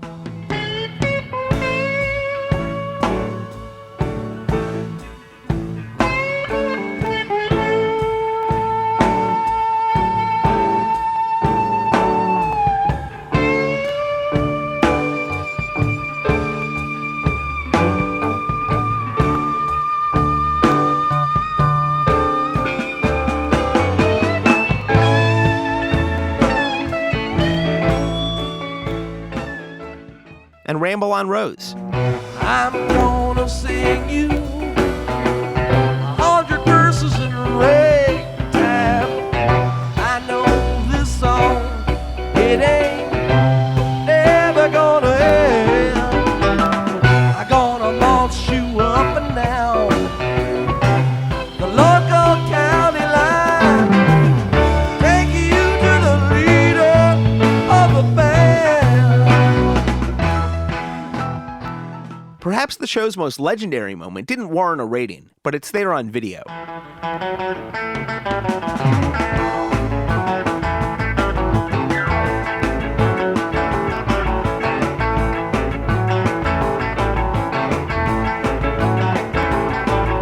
mama told me, my papa told me.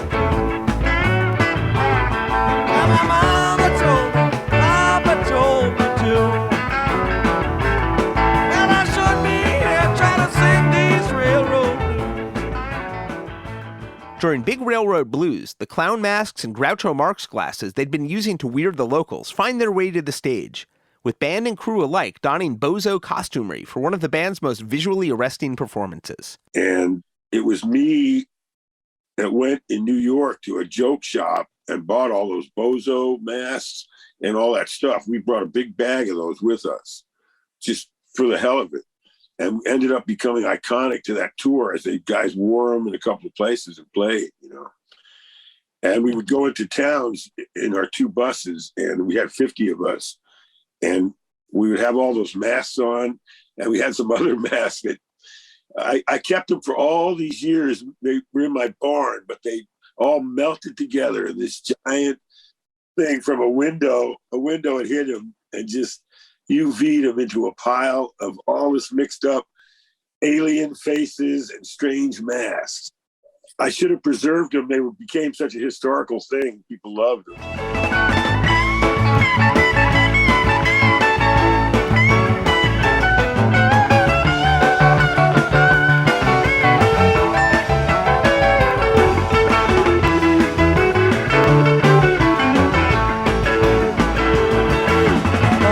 Told me, my papa told me.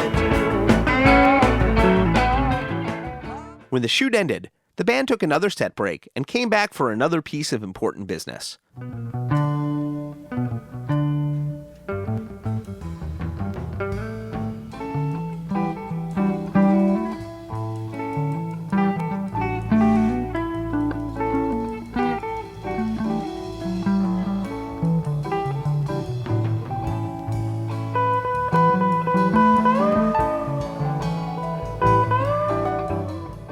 Please welcome back Graeme Boone. Jerry repeating that riff, pushing it in there, and everybody's getting behind this beautiful progression. Energy picking up.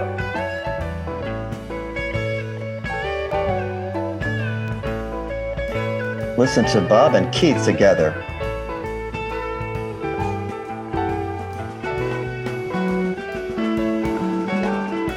Interesting move.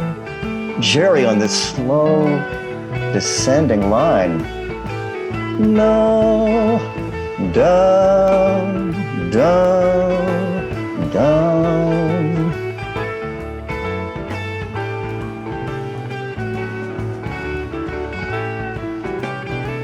What mini episode unfolding. Beautiful. A little bit like a slower deal go down, but not quite. Jerry up to high G, and then the high climactic A. There you have it, guys. It's that climax riff. Beautiful dark star progression. Coming down, and then return to that Jerry riff, and we're locked in.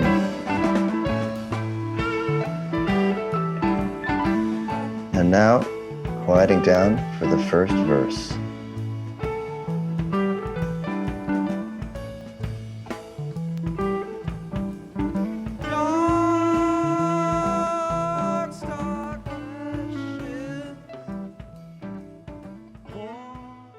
Though some deadheads complained about the repetitive organ riff Pigpen would play on early versions of Darkstar, by 1972 he was contributing to the jam in deeper ways. Graeme calls him out at the beginning here, but he's right there jamming along for this whole great segment. Bum, bum. And now you can hear Pigpen coming in on organ. Very quiet, but very supportive of what's going on harmonically. And now you can hear Keith picking up the rhythm. A minor. And all of a sudden they're off into A minor. Phil picking up a great riff in A minor. A minor. And there we have Bob. A little A minor, B minor diminished riff. It's the Let It Grow vamp in embryonic form. Listen to Keith really getting around that vamp. Lots of energy. And Bill, great rhythmic backup here.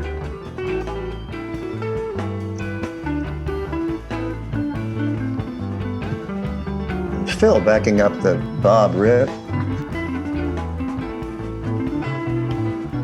So here Jerry starts playing gestural ideas that aren't really in the meter.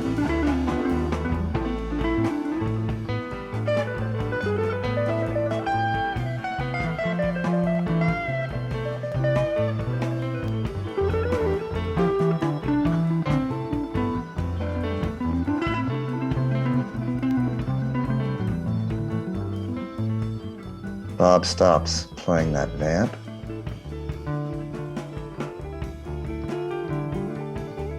Going to D minor.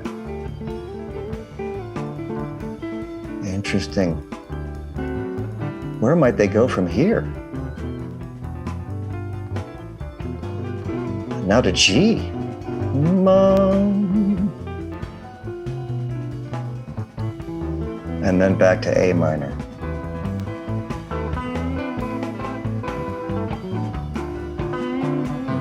Bob returning to that Let It Grow vamp a little bit.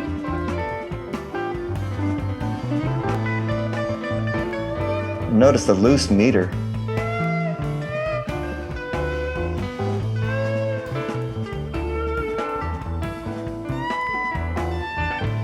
And keening slow notes from Jerry.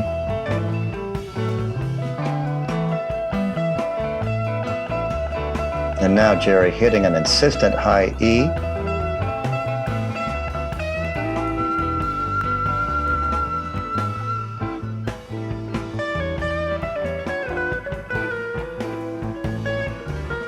And Jerry's starting to blur things with chromatic notes.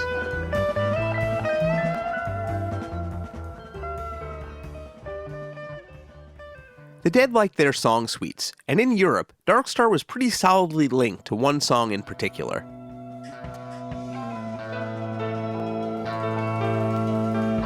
Things are melting and getting really timbral.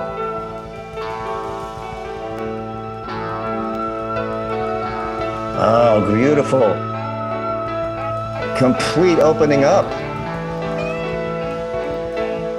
Onto A major.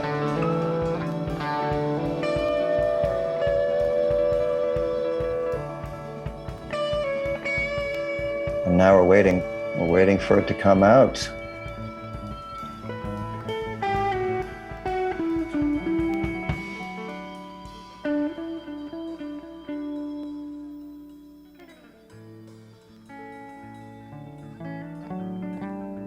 Beautiful harmonies from Jerry.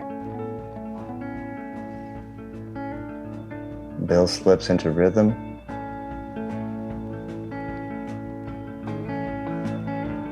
Bob takes over. And we're into Sugar Magnolia.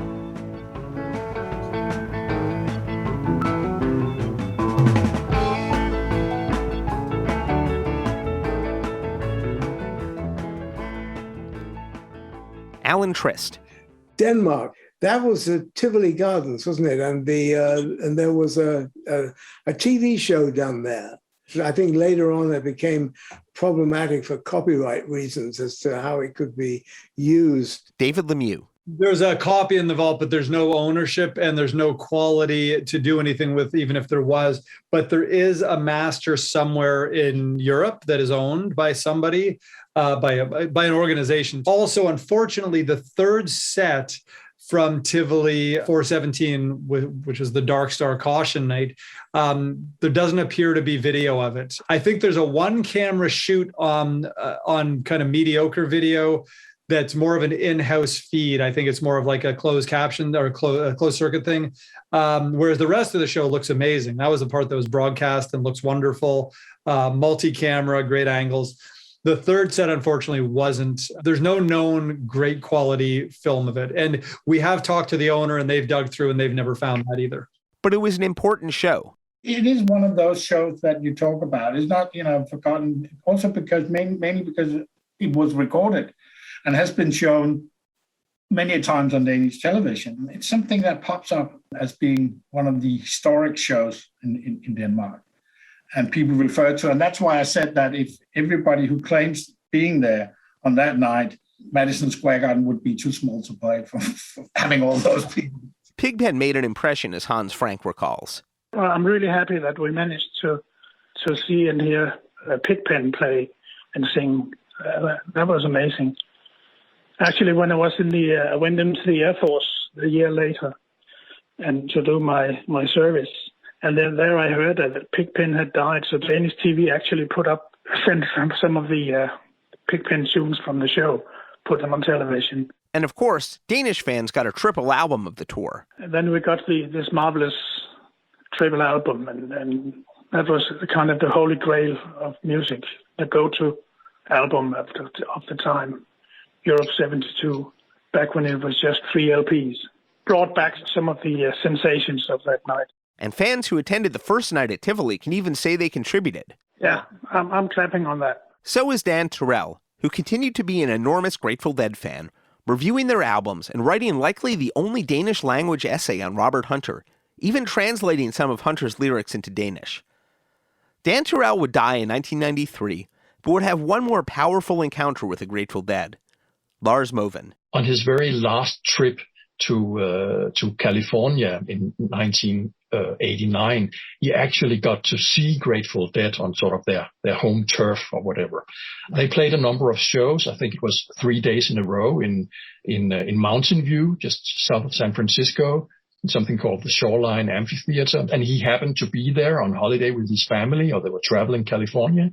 He went to see them on the first night, Friday, September 29th. The first night, Dan Terrell saw the Dead revive Death Don't Have No Mercy for the first time since 1970, later released on the So Many Roads box set. I come to your house, you know it don't take long.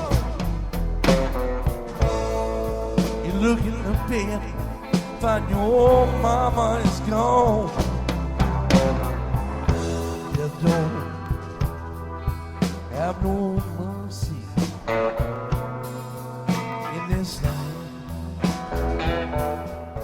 We have his notebooks from that trip because they were, after he died, his notebook from that California trip was published in a sort of facsimile of the notebook.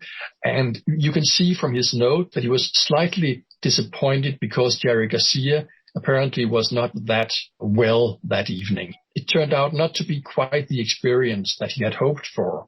But then his family convinced him to go back and see them again on the third night because they felt sorry for him that he was so disappointed.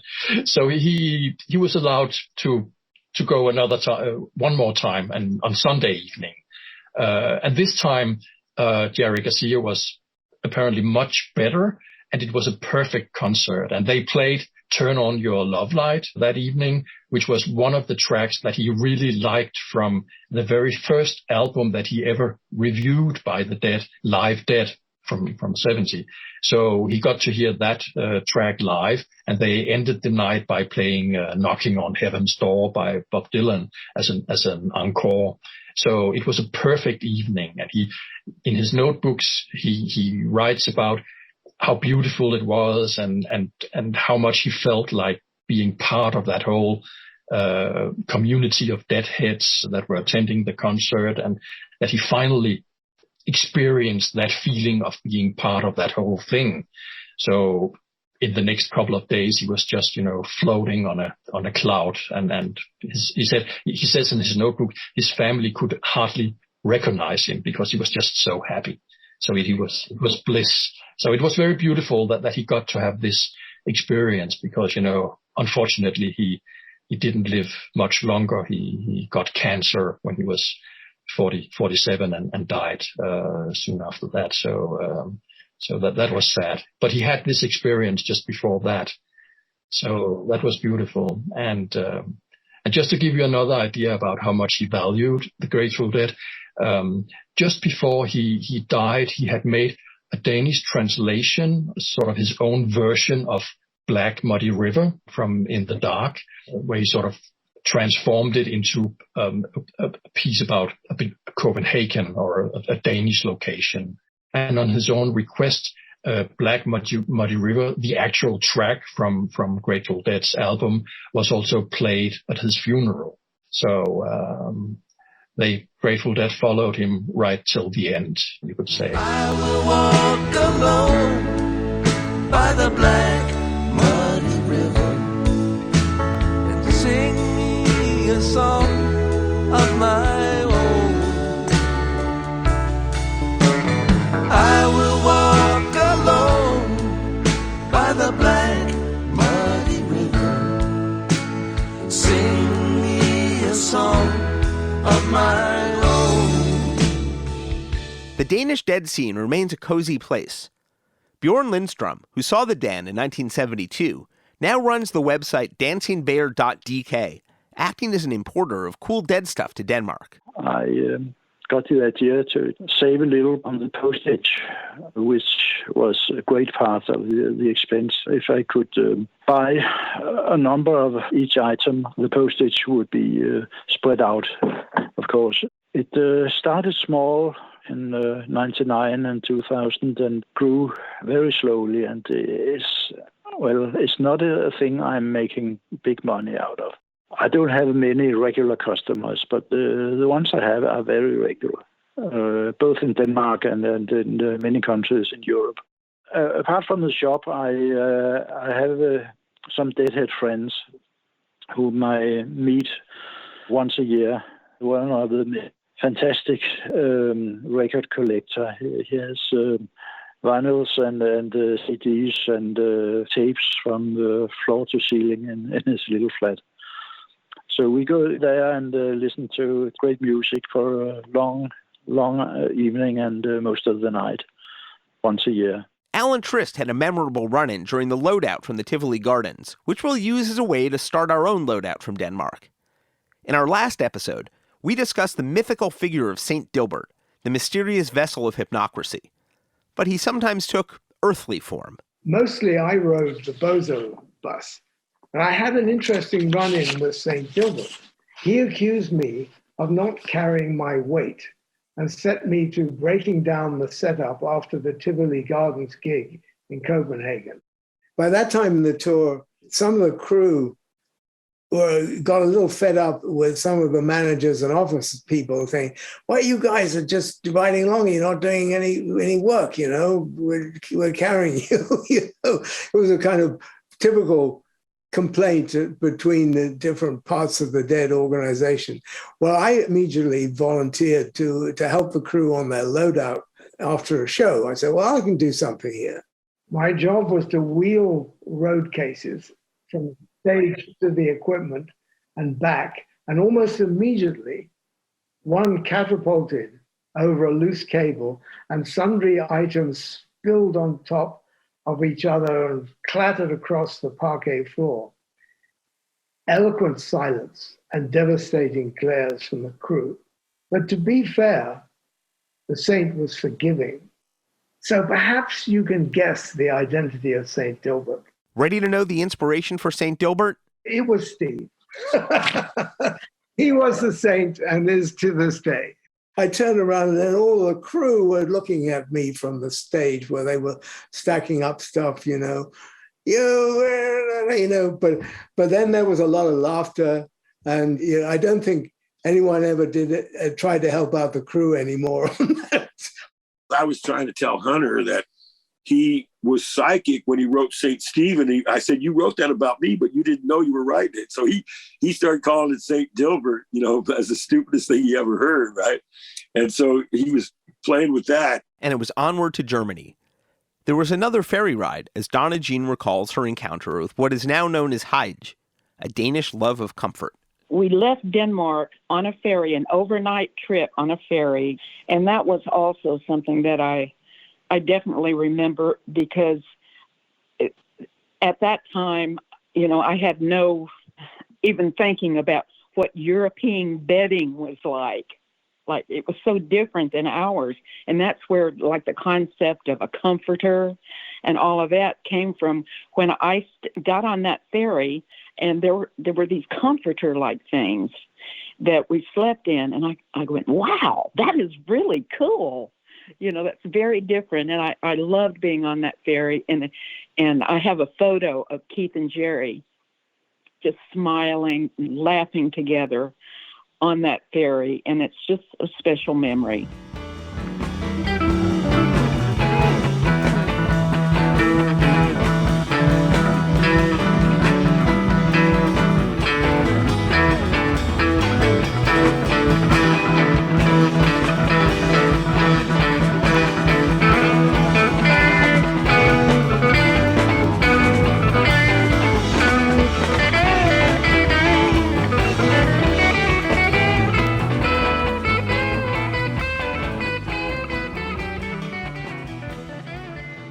Thanks very much for tuning in. Huge thanks to our guests in this episode, including Sam Cutler, Steve Parish, Mountain Girl, Donna Jean Godchaux MacKay, Ben Holler, Alan Trist, Jim Sullivan, Gijsbert Hanekroot, John Morris, Sam Field, David Lemieux, MC Taylor, Lars Bennike, Bjørn Lindstrøm, Hans Francke, Jen Skovby, Palle Lykke, Lars Movin, Graeme Boone, and Shaugn O'Donnell. Did you travel over to Europe to catch any of the shows in 1972? Well, don't forget to go to stories.dead.net, where you can record yourself telling a tour story. We definitely want to hear from you. Tell your friends. And please don't forget to like and subscribe. Thanks very much. Now, on to Germany. See you next week. Executive producers for the Good Old Grateful Deadcast, Mark Pincus and Doran Tyson. Produced for Rhino Entertainment by Rich Mahan Productions and Jesse Jarno. Special thanks to David Lemieux. All rights reserved.